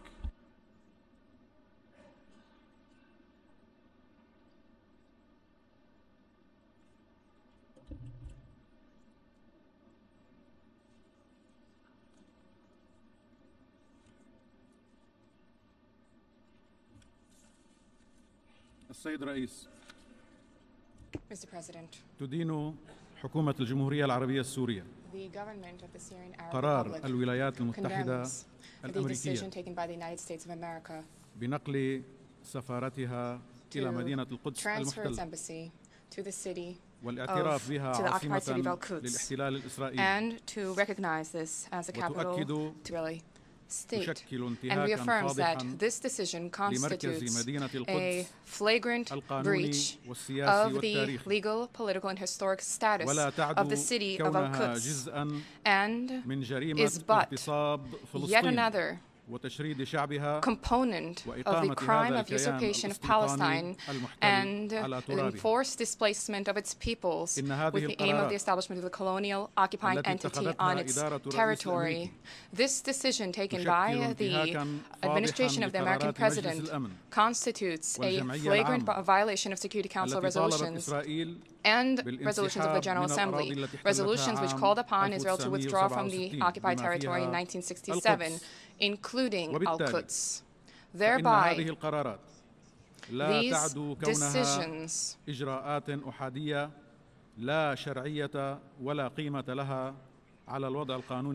are part of the unilateral actions which have no action and no impact on the legal status of Al-Quds.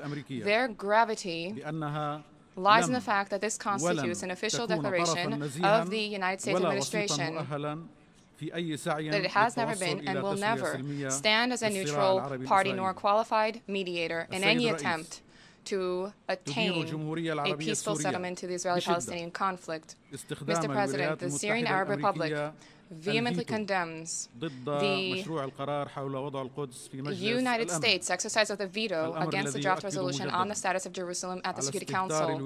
This is yet another confirmation of the disdain of the United States, the disdain vis-à-vis international law and flagrant violation of international legitimacy, and it unmasks their unlimited support for the racist colonial Zionist entity, which undermines the rights of the Palestinian people. The Syrian Arab Republic, Mr. President, despite the terrorist war which we are enduring with all the challenges that this carries, has never and will never throw in the towel, and we will never renounce our unwavering position vis-à-vis the Palestinian question and vis-à-vis the rights of Christians, Palestinians, and Muslims in the city of Quds al-Sharif. And we shall spare no effort in restitution of all occupied Arab territories. The Syrian Arab Republic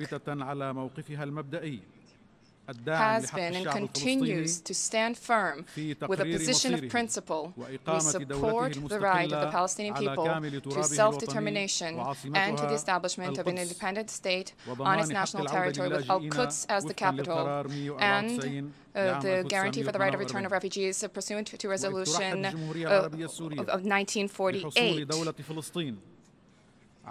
Resolution 194. In the state of Palestine as an observer member of the United Nations, and we call for it to stand as a full-fledged member with all rights within this body.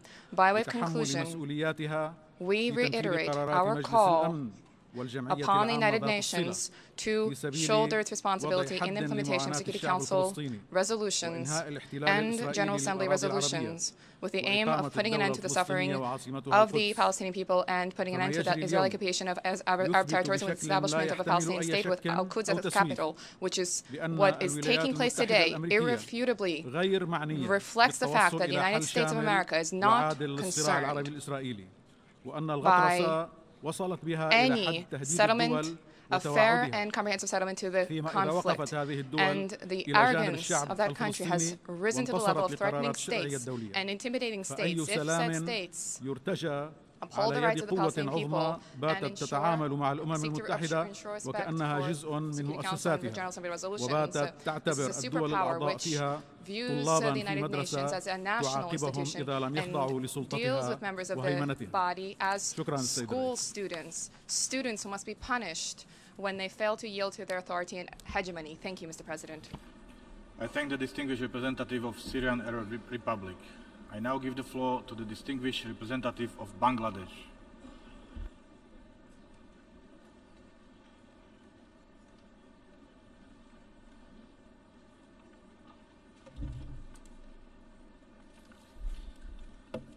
Mr. President, we thank you for resuming this 10th emergency special session under the Uniting for Peace procedure as per General Assembly Resolution of 1950.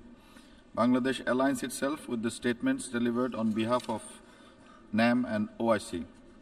Our Honorable President attended the 6th Extraordinary OIC Summit held in Istanbul on 13 December 2017, convened by Honorable President Erdogan, to articulate our views on the Middle East peace process, including the question of East Jerusalem. Our Honorable Prime Minister also reaffirmed our unequivocal position on East Jerusalem as the capital of an independent and viable state of Palestine. Bangladesh remains deeply concerned over any decision or announcement that may compromise the status of East Jerusalem as a final status issue in the Middle East peace process and contribute to changing its historical and legal status, its demographic structure, and its historic Arab-Islamic character. We remain concerned over the possible grave consequences and threats to international peace and security to be inflamed by such decision and action, raising new waves of tension, hostility, and violent extremism in the already volatile Middle East that is likely to spill over to other parts of the world. Bangladesh stresses on preserving the legal status of Jerusalem within the framework of relevant UN resolutions, including relevant Security Council resolutions. Bangladesh reaffirms its position in favor of establishing the State of Palestine on the basis of the 1967 borders with East Jerusalem as its capital. Bangladesh urges all parties concerned to take a pragmatic approach to the peace process in reaching a two-state solution for instability in the region. As Bangladesh strives to deal with massive ongoing influx of forcibly displaced people from Myanmar's Rakhine State, we continue to associate ourselves with any call or initiative to bring to closure protracted conflicts that continue to foment indignation, intolerance, and mindless violence, threatening to spare no one in the international community. Bangladesh supports the draft resolution in keeping with our constitutional obligation, our long-standing principled position on the question of Palestine, and our commitment to international peace and stability and to the principles of international law. I thank you, Mr. President. I thank the distinguished representative of Bangladesh. I now give the floor to the distinguished representative of Cuba.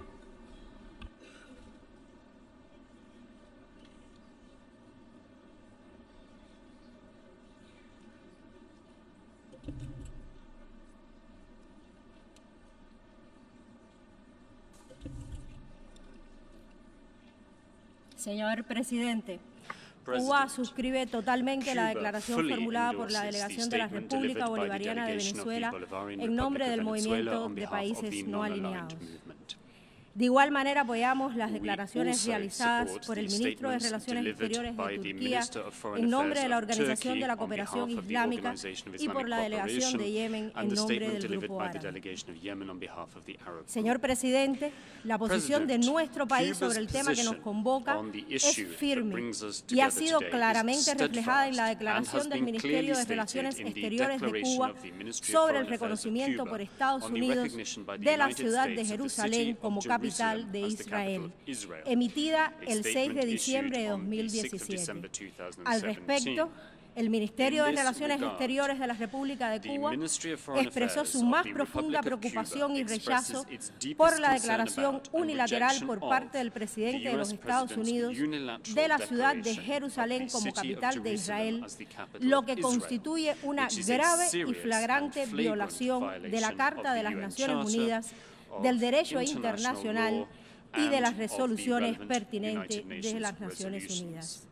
Esta intención del gobierno de los Estados Unidos de modificar el Estatuto Histórico de Jerusalén vulnera los intereses legítimos del pueblo palestino y de las naciones árabes e islámicas.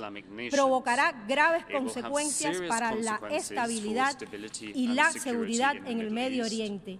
Aumentará aún más las tensiones en esta región e impedirá cualquier esfuerzo encaminado a reanudar las conversaciones de paz entre israelíes y palestinos.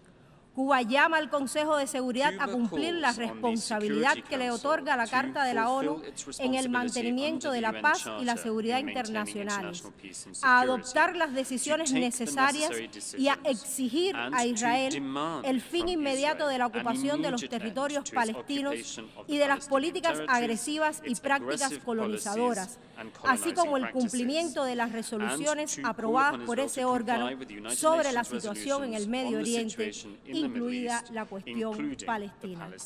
El Ministerio de Relaciones Exteriores ratificó que Cuba continuará apoyando una solución amplia, justa y duradera para el conflicto palestino-israelí sobre la base de una solución de dos estados que permita a los palestinos el derecho a la libre determinación y a disponer de un Estado independiente y soberano, con su capital en Jerusalén Oriental y las fronteras previas a 1967. Para finalizar, señor presidente, solo deseo añadir que, consecuente con su histórica posición de principios sobre este asunto, Cuba se ha sumado a los coautores del proyecto de resolución contenido en el documento A/S10/L22, titulado Estatuto de Jerusalén, y, por supuesto, votará a favor del mismo. Muchas gracias. I thank the distinguished representative of Cuba. I now give the floor to the distinguished representative of Islamic Republic of Iran.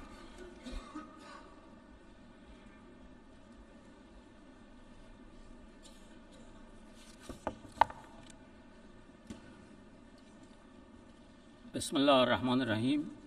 Mr. President, over the course of the last several decades, the Israeli regime has continuously committed a host of crimes by occupying the Palestinian land, killing and displacing Palestinians while enjoying total impunity. Along this path, the United States has been aiding and abetting the Israeli regime by providing its unconditional support and defending this regime by all means. The U.S. government has never hesitated to misuse its veto power in violation of the UN Charter to shield the Israeli regime in the Security Council against the will of the international community. 3 days ago, when U.S. vetoed a draft UN Security Council resolution, it was the 43rd time the U.S. had used its veto power to protect Israel from facing the consequences of its heinous crimes and blocked the efforts by the members of the international community to find a solution to the question of Palestine.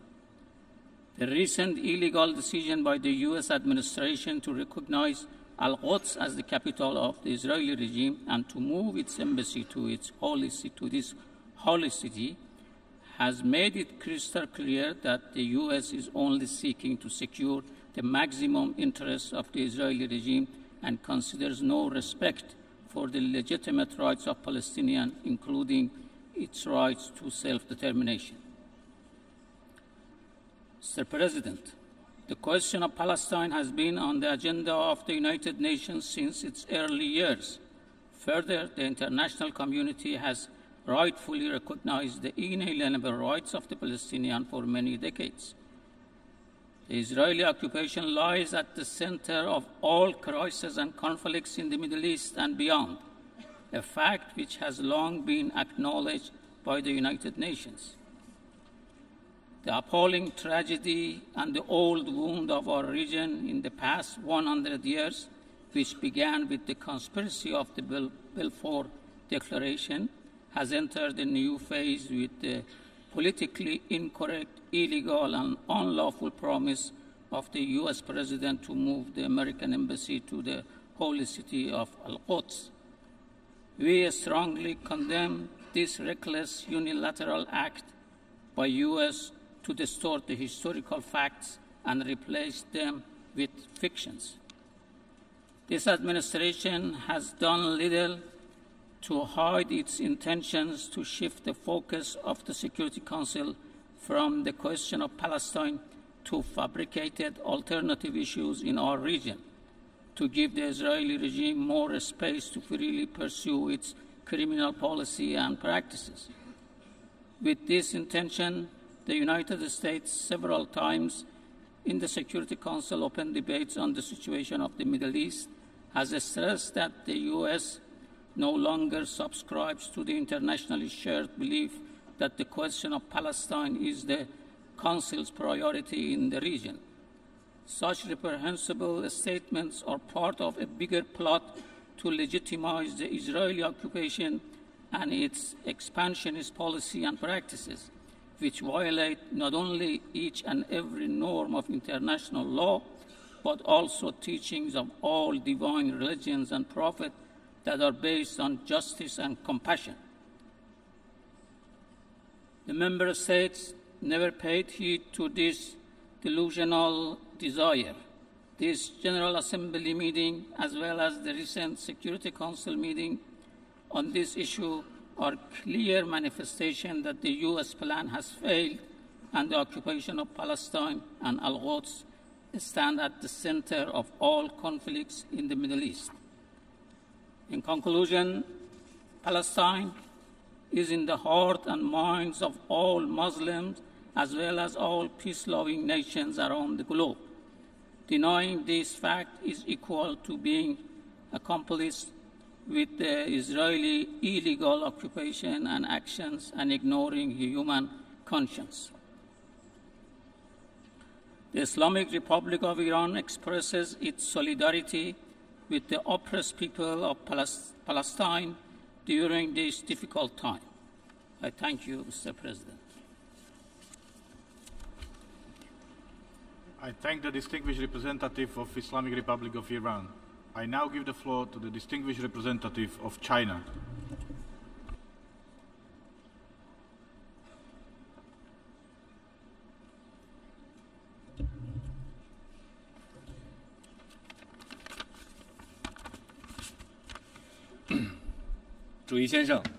Mr. President, 巴勒斯坦问题是中东问题的核心，是中东和平的根源性问题。其中，耶路撒冷问题尤其复杂敏感，关系到巴勒斯坦问题解决的基础。联合国大会和安理会多份决议已经对耶路撒冷问题作出规定。当前形势下，我们呼吁国际社会团结一致，共策和平，共同致力于推动耶路撒冷问题相关局势尽快降温，维护中东地区和平与安宁及中东和平进程大局。两国方案是政治解决巴勒斯坦问题的正确出路。国际社会应坚持以联合国有关决议、土地换和平原则和阿拉伯和平倡议等为基础，加大推动恢复谈判的努力，通过对话协商解决包括耶路撒冷最终地位等关键问题，早日实现巴勒斯坦问题的全面、公正和持久解决。中方始终坚定支持和推动中东和平进程。我们支持巴勒斯坦人民恢复民族合法权利的正义事业，支持建立以1967年边界为基础，以东耶路撒冷为首都，拥有完全主权的独立的巴勒斯坦国。中方的这一立场不会改变。中国国家主席习近平今年7月提出了推动解决巴勒斯坦问题的4点主张，包括推进以两国方案为基础政治解决进程，坚持共同、综合、合作、可持续的安全观，进一步协调国际社会的努力，壮大促和努力，综合施策，以发展促进和平。中方将继续为政治解决巴勒斯坦问题发挥建设性作用，促进中东地区的和平、稳定和发展。谢谢主席先生。Thank you, Mr. President. thank the distinguished representative of China. I now give the floor to the distinguished representative of Malaysia.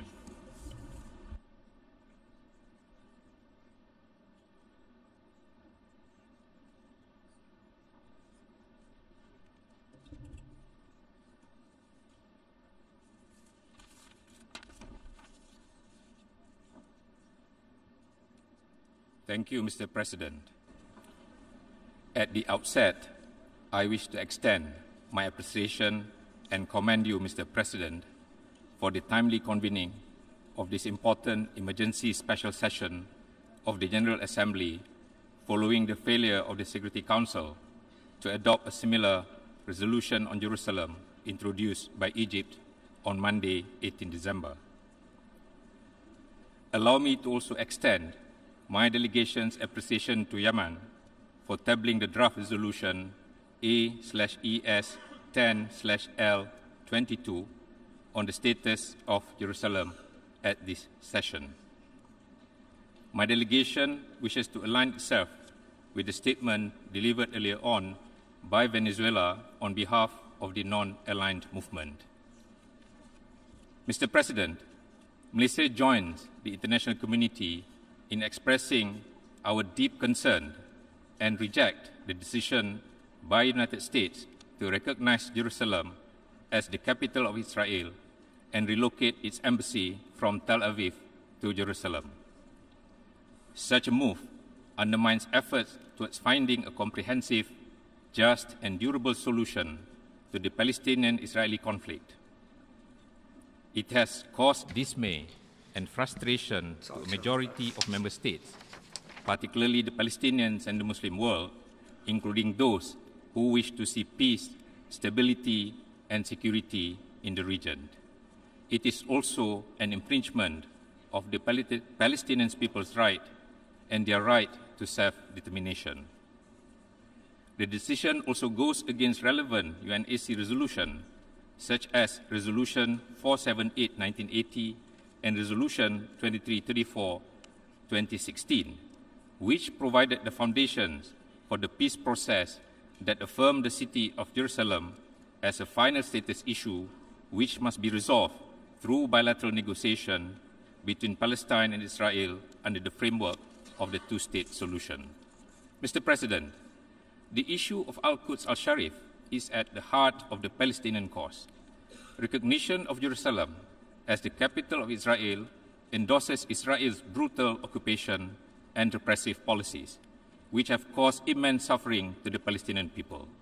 We are concerned that this dire situation will only feed into the agenda of the extremists and frustrate our collective efforts in our bigger objective of combating terrorism and ending the vicious cycle of violence.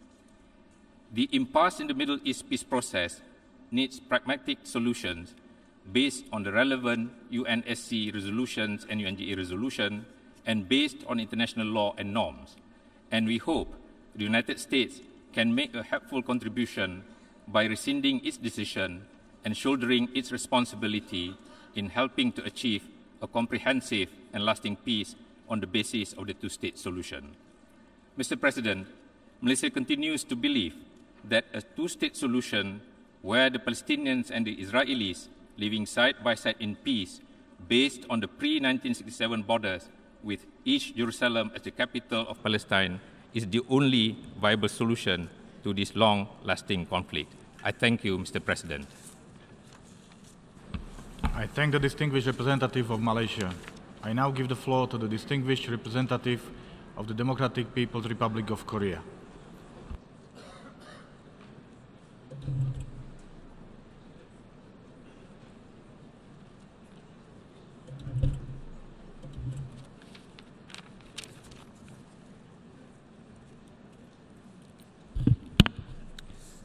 Mr. President, the international community strengthens its cooperation more than ever to put an end to the confrontation and the contradiction between Palestine and Israel, which lasted for over half a century, and to ensuring lasting peace in the Middle East. At the 70th Summit of the Non-Aligned Movement, held in Venezuela last September, the heads of state and government reaffirmed their commitment to defend the interests of developing countries in the issue directly related to the world peace and security, such as the situation in the Middle East, including the question of Palestine, by promoting multilateralism, especially by strengthening key role of the United Nations.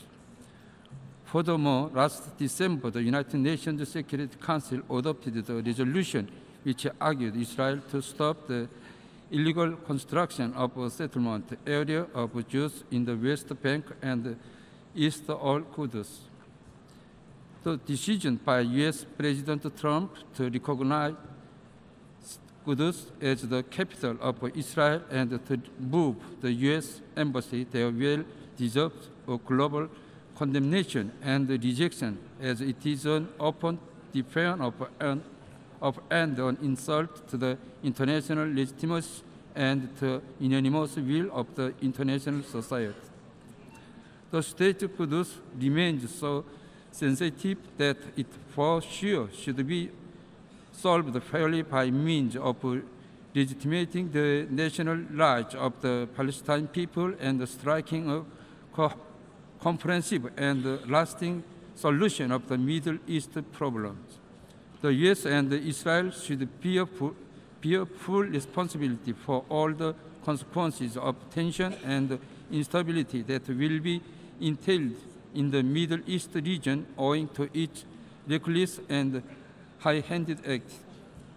The United States and Israel should pay due attention to the efforts of the international community to solve the issue of Middle East, including question of Palestine, in conformity with the international law and other related UN Security Council resolutions for the benefit of the Palestine and the Arab people, and attend the Middle East peace process with honesty and diligence. My delegation avails itself of this opportunity to reiterate its support and encouragement to the struggle of Palestinian people, retrieving their legitimate right to setting up the independence and state with the East al-Quds as its capital, and to the struggle of Arab people for their cause of justice. I thank you. I thank the distinguished representative of Democratic People's Republic of Korea. I now give the floor to the distinguished representative of South Africa.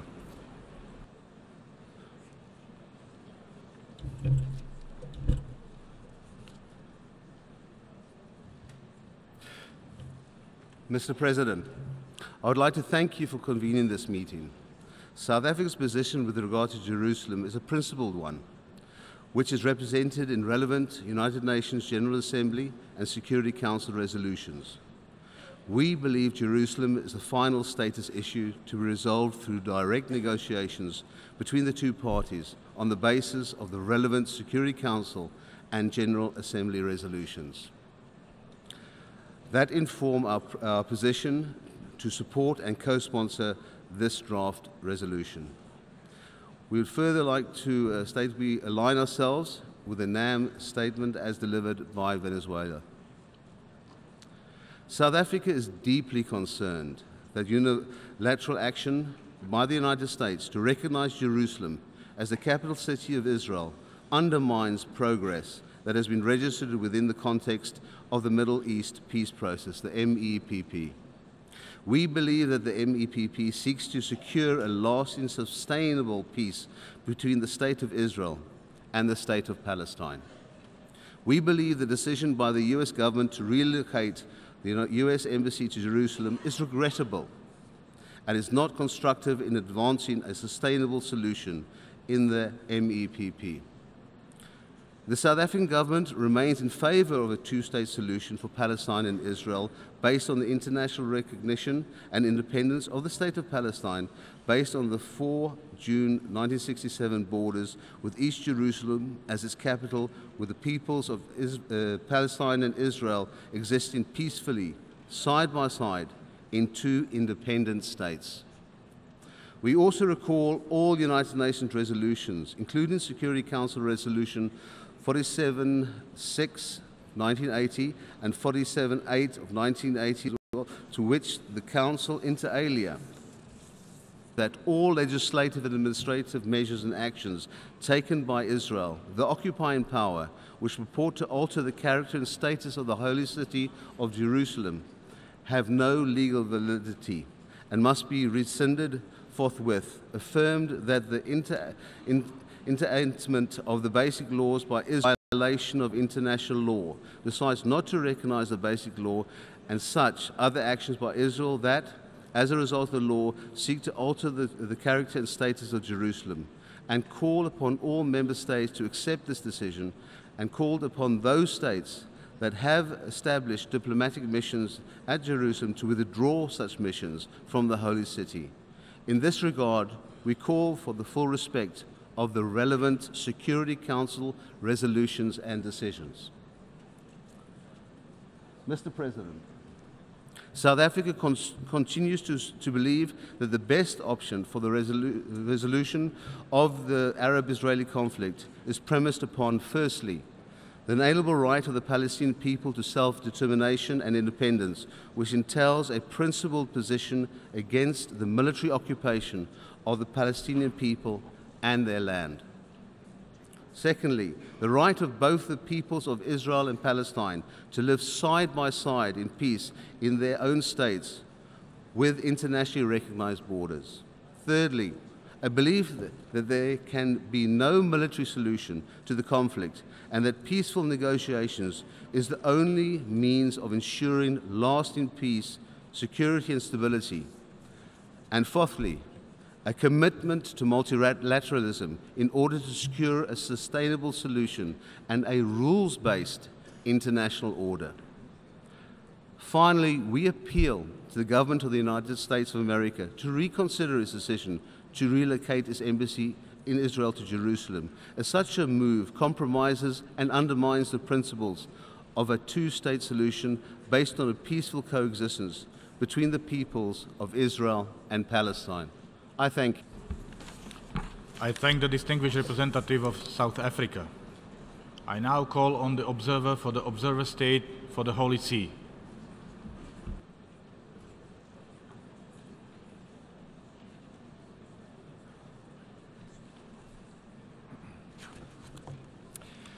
Mr. President, the delegation of the Holy See wishes to express its appreciation to the member states for their commitment to averting new rounds of violence and to promoting dialogue and negotiations between Israelis and Palestinians on the peace process and the question of Jerusalem.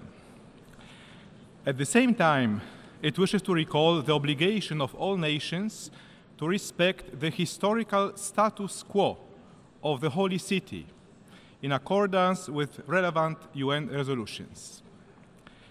Mr. President, which is of universal interest, consists in its particular nature as a holy city, most sacred to the three monotheistic religions, and a symbol for millions of believers worldwide who consider it their spiritual capital. Its significance goes beyond the question of borders, and this reality should be considered a priority in every negotiation for a political solution. The Holy See, therefore, calls for a peaceful resolution that respects the nature of Jerusalem, its sacredness and universal value, and reiterates that only an internationally guaranteed status can preserve its unique character and be an assurance of dialogue and reconciliation for peace in the region. Thank you, Mr. President. I thank the observer for the observer state for the Holy See. We have heard the last speaker in the debate on this item. I'd like to inform delegations that the debate on the item has concluded. As such, statements will therefore be limited to explanation of vote. In this regard, I'd like to recall that in accordance with Rule 88 of the Rules of Procedure of the General Assembly, the proposer of a proposal is not permitted to explain their vote on their own proposal. The Assembly will now take a decision on draft resolution A/ES-10/L22 entitled Status of Jerusalem. For your information, the draft resolution has closed for e-sponsorship. I now give the floor to the representative of the Secretariat. Thank you, Mr. President. I should like to announce that since the submission of the draft resolution, and in addition to those delegations listed on the L document, the following countries have also become co-sponsors of A/ES-10/L22. Algeria, Bahrain, Bangladesh, the plurinational state of Bolivia, Brunei Darussalam, Cuba, Djibouti, Ecuador, Egypt, Gambia, Indonesia, Iraq, Jordan, Kuwait, Lebanon, Libya, Malaysia, Maldives, Mauritania, Morocco, Oman, Pakistan, Qatar, Saudi Arabia, Senegal, Sudan, Syrian Arab Republic, Tunisia, United Arab Emirates, Uzbekistan, Bolivarian Republic of Venezuela, and State of Palestine. I would also like to inform delegations that Afghanistan and Mali have withdrawn their sponsorship. If any other countries wish to co-sponsor A/ES/10/L22, please signify now by pressing the microphone button.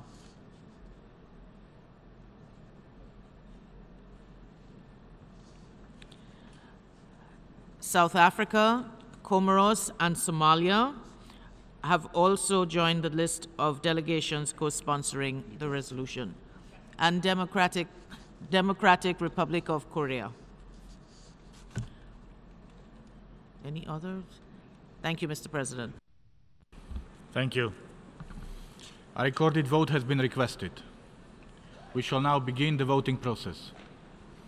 Those in favor of draft resolution A/ES-10/L22, please signify. Those against? Abstentions? The General Assembly is now voting on draft resolution A/ES-10/L22 entitled Status of Jerusalem. Will all delegations confirm that their votes are accurately reflected on the screen?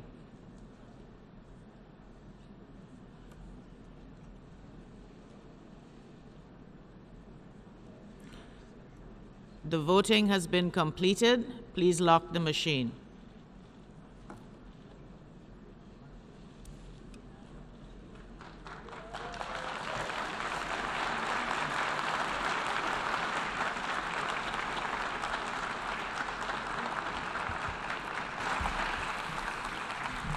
The result of the vote is as follows. In favor, 128. Against, 9. Abstentions, 35. Draft resolution A/ES-10/L22 is adopted.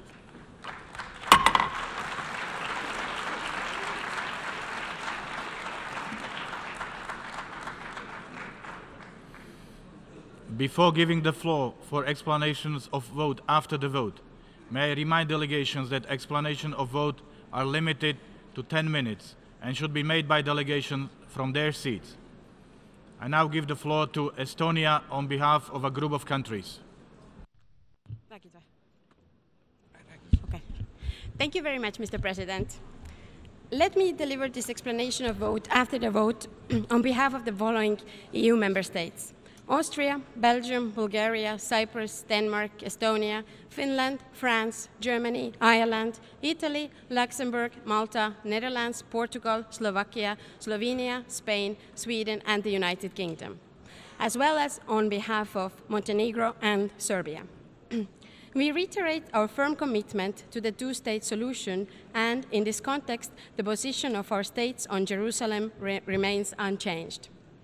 The aspirations of both parties must be fulfilled, and a way must be found through negotiations to resolve the status of Jerusalem as the future capital of both states. We will continue to respect the international consensus on Jerusalem embodied in, inter alia, UN Security Council Resolution 478, including on the location of their diplomatic representations until the final status of Jerusalem is resolved. Recognizing the special significance of the holy sites of Jerusalem, we strongly believe that the status quo for the Temple Mount Al-Haram al-Sharif must be upheld in line with previous understandings and with respect to Jordan's special role. Our countries will continue to work tirelessly with the parties, regional and international partners, not least within the Middle East Quartet, to promote a return to a meaningful process towards a negotiated two-state solution in line with known parameters towards a peace that can be sustained. A negotiated two-state solution which fulfills the aspirations of both sides is the only realistic way to bring the lasting peace and security that both Israelis and Palestinians deserve. I thank you very much, Mr. President. I thank Estonia. On behalf of a group of countries, I now give the floor to Australia.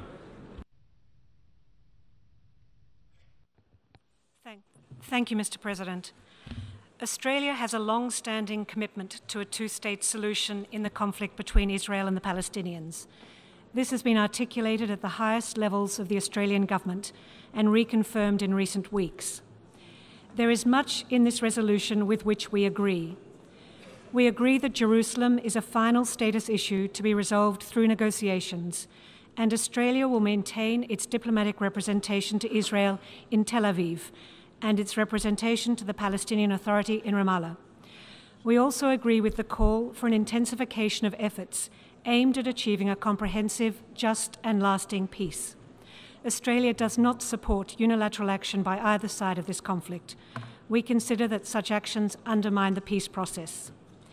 We do not, however, consider that this further resolution, in addition to the many on the peace process issued by the General Assembly each year, helps bring the parties back to the negotiating table.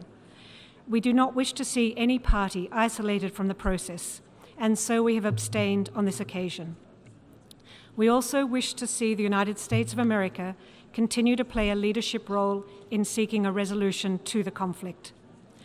Although we are under no illusions that finding a resolution to the conflict will be easy, our firm and sincere hope is that Israel and the Palestinians will return to the negotiating table as soon as possible, and we continue to encourage them to do so. Thank you, Mr. President. I thank Australia. I give the floor to Paraguay.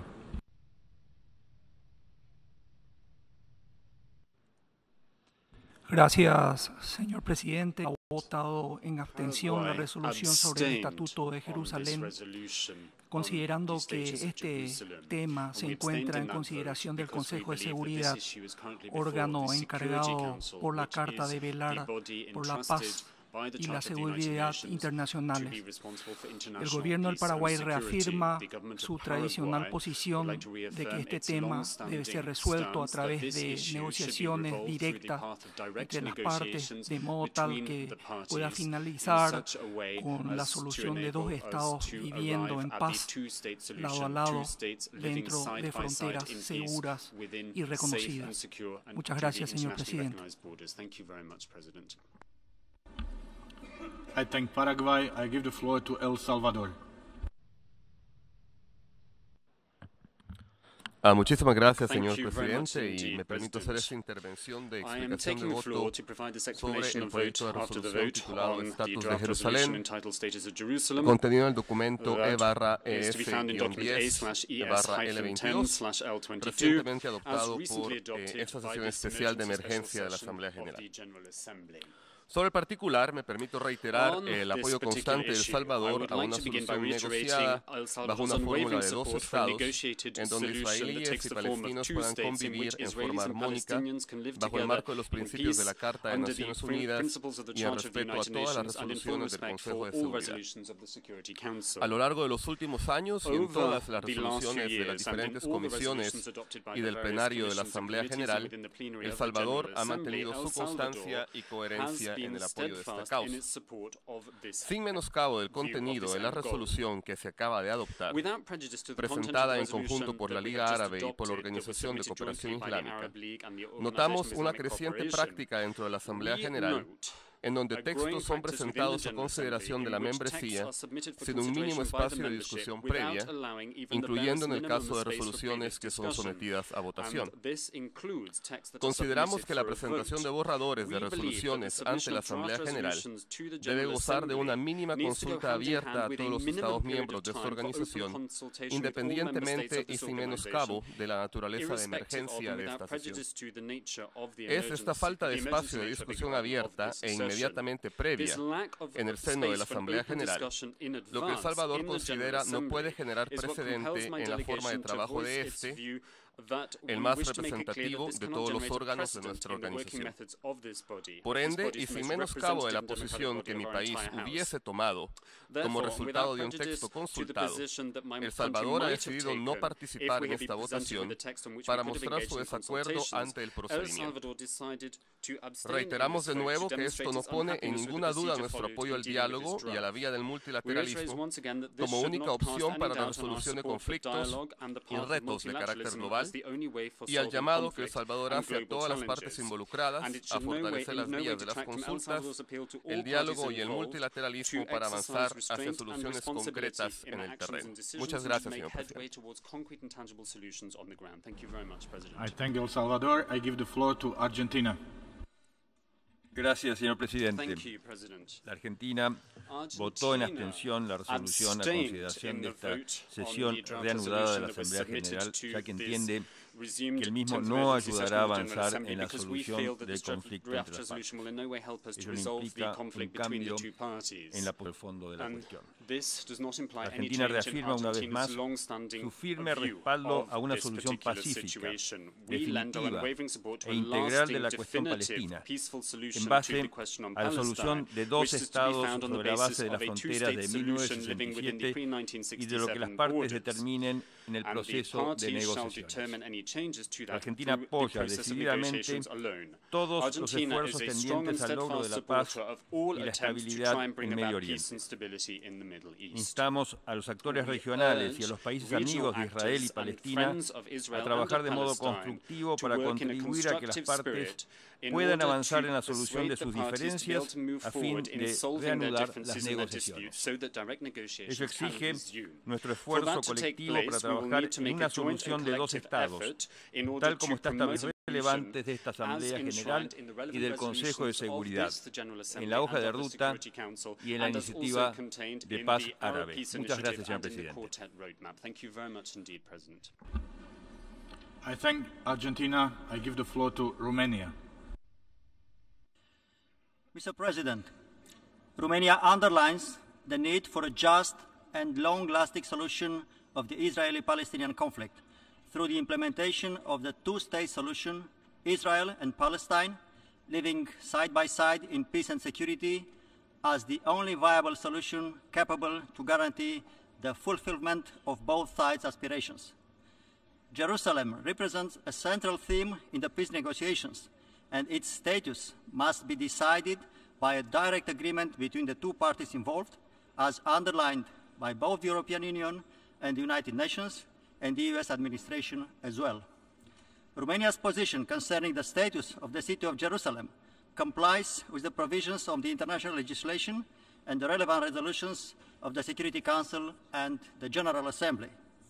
Expressing its concern towards the possible negative repercussions on the security climate in the Middle East, Romania is calling for calm and encourages the parties to resume direct dialogue in order to move forward the peace process. We consider time has come for renewing the international efforts in order to relaunch the peace process in the Middle East, and in this regard, we look cautiously to the moment of launching this resolution. Thank you. I thank Romania. I now give the floor to Canada. Merci, Monsieur le Président. Le Canada a choisi de s'abstenir. Le Canada demeure fermement engagé envers l'objectif d'une paix juste, globale et durable au Moyen-Orient, qui inclut la création d'un État palestinien vivant côte à côte avec l'État d'Israël dans la paix et dans la sécurité. Le Canada estime que le statut de Jérusalem fait partie de la question du statut final. La position de longue date du Canada est que la question du statut de Jérusalem ne peut être réglé que dans le cadre d'un règlement global du conflit israélo-palestinien. Canada continues to support building the conditions necessary for the parties to find a peaceful solution. We are disappointed that this resolution is one-sided and does not advance prospects for peace to which we aspire, which is why we have abstained on today's vote. Mr. President, we also take this opportunity to emphasize the importance of the city of Jerusalem to the three monotheistic religions. Denying the connection between Jerusalem and the Jewish, Muslim, and Christian faiths undermines the integrity of the site for all. We also reiterate the need to maintain the status quo at Jerusalem's holy sites. Canada calls for calm and firmly condemns the violence, terrorism, and targeting of civilians witnessed. Thank you. I thank Canada. I now give the floor to Nicaragua. Señor Presidente, Nicaragua, al explicar su voto afirmativo al proyecto de resolución APLECA-L.10-L22, expresa su profunda preocupación y rechazo a los intentos y acciones unilaterales recientes encaminadas a tratar de modificar el carácter, el estatuto y la composición demográfica de la ciudad de Jerusalén, lo cual es una violación flagrante de las resoluciones pertinentes de la Asamblea General y el Consejo de Seguridad de Naciones Unidas, incluyendo la resolución 2334 de diciembre del 2016, que expresa claramente que no se reconocerá legalmente ningún cambio a las fronteras del 4 de junio de 1967, incluyendo Jerusalén Oriental, con excepción de aquellas acordadas entre las partes.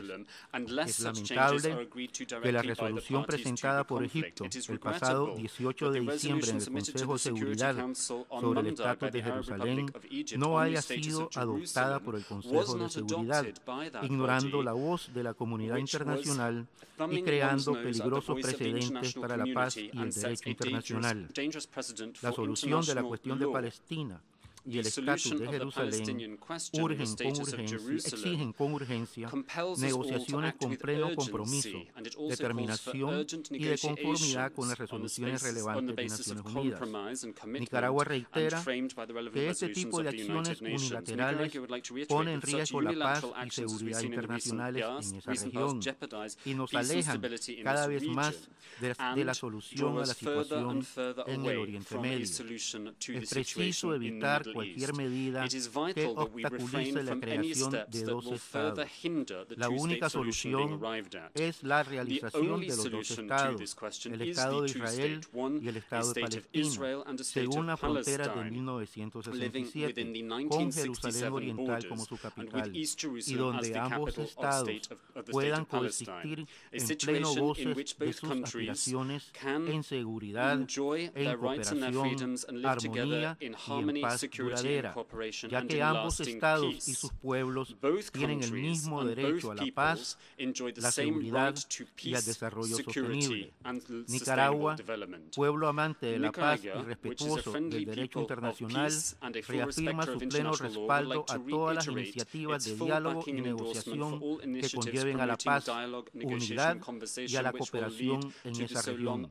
Hacemos un llamado a la intensificación de los esfuerzos a nivel nacional local, regional e internacional en apoyo a la solución de la cuestión palestina. Muchas gracias, señor presidente. I thank Nicaragua. I now give the floor to Mexico.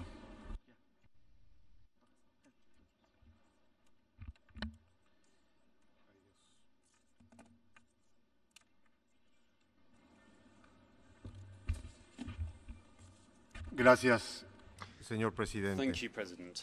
Señor presidente, México se ha abstenido en esta votación porque está preocupado por la distorsión que está sufriendo la legítima búsqueda de la paz entre Palestina e Israel. Hoy estamos más lejos de que se alcance un acuerdo. No estamos más cerca.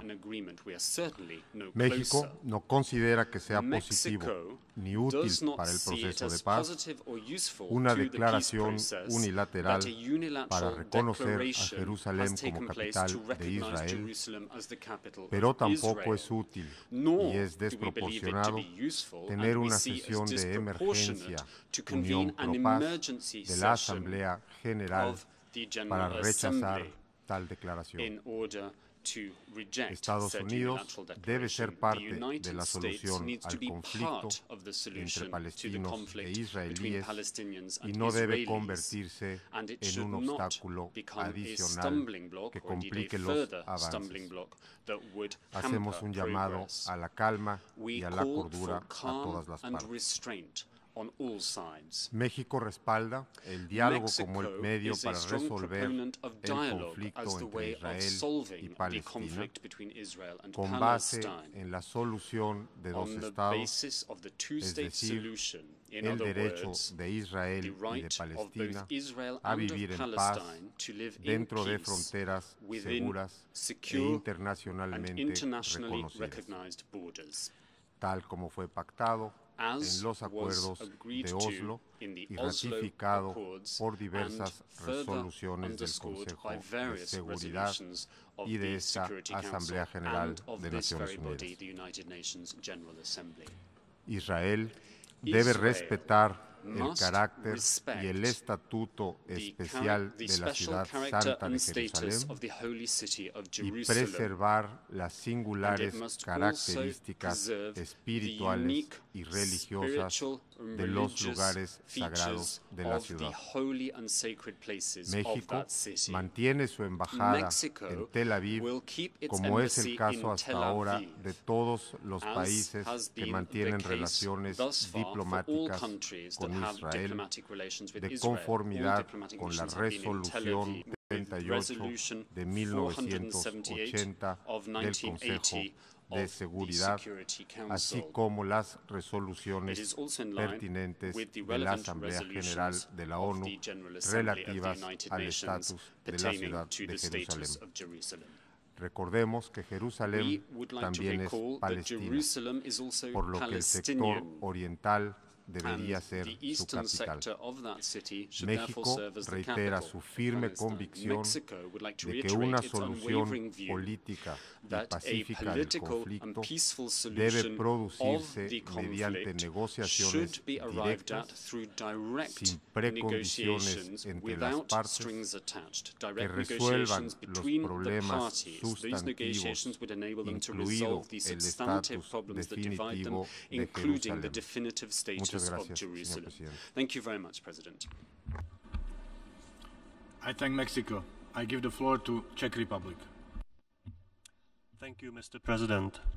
The Czech Republic fully supports the common EU position on Jerusalem as stated at the recent European Council. Nevertheless, we have decided to abstain during today's vote because, in our view, the resolution does not contribute to the solution of the Middle East peace process. On the contrary, it contributes to the differences between both sides, the Israelis and the Palestinians. The Czech Republic strongly believes that it is important to find an outcome regarding the Jerusalem issue at the negotiating table. Thank you very much, Mr. President. I thank the Czech Republic. I now give the floor to Armenia. Thank you very much, Mr. President. Armenia has already expressed its position on the status of Jerusalem and has not changed it.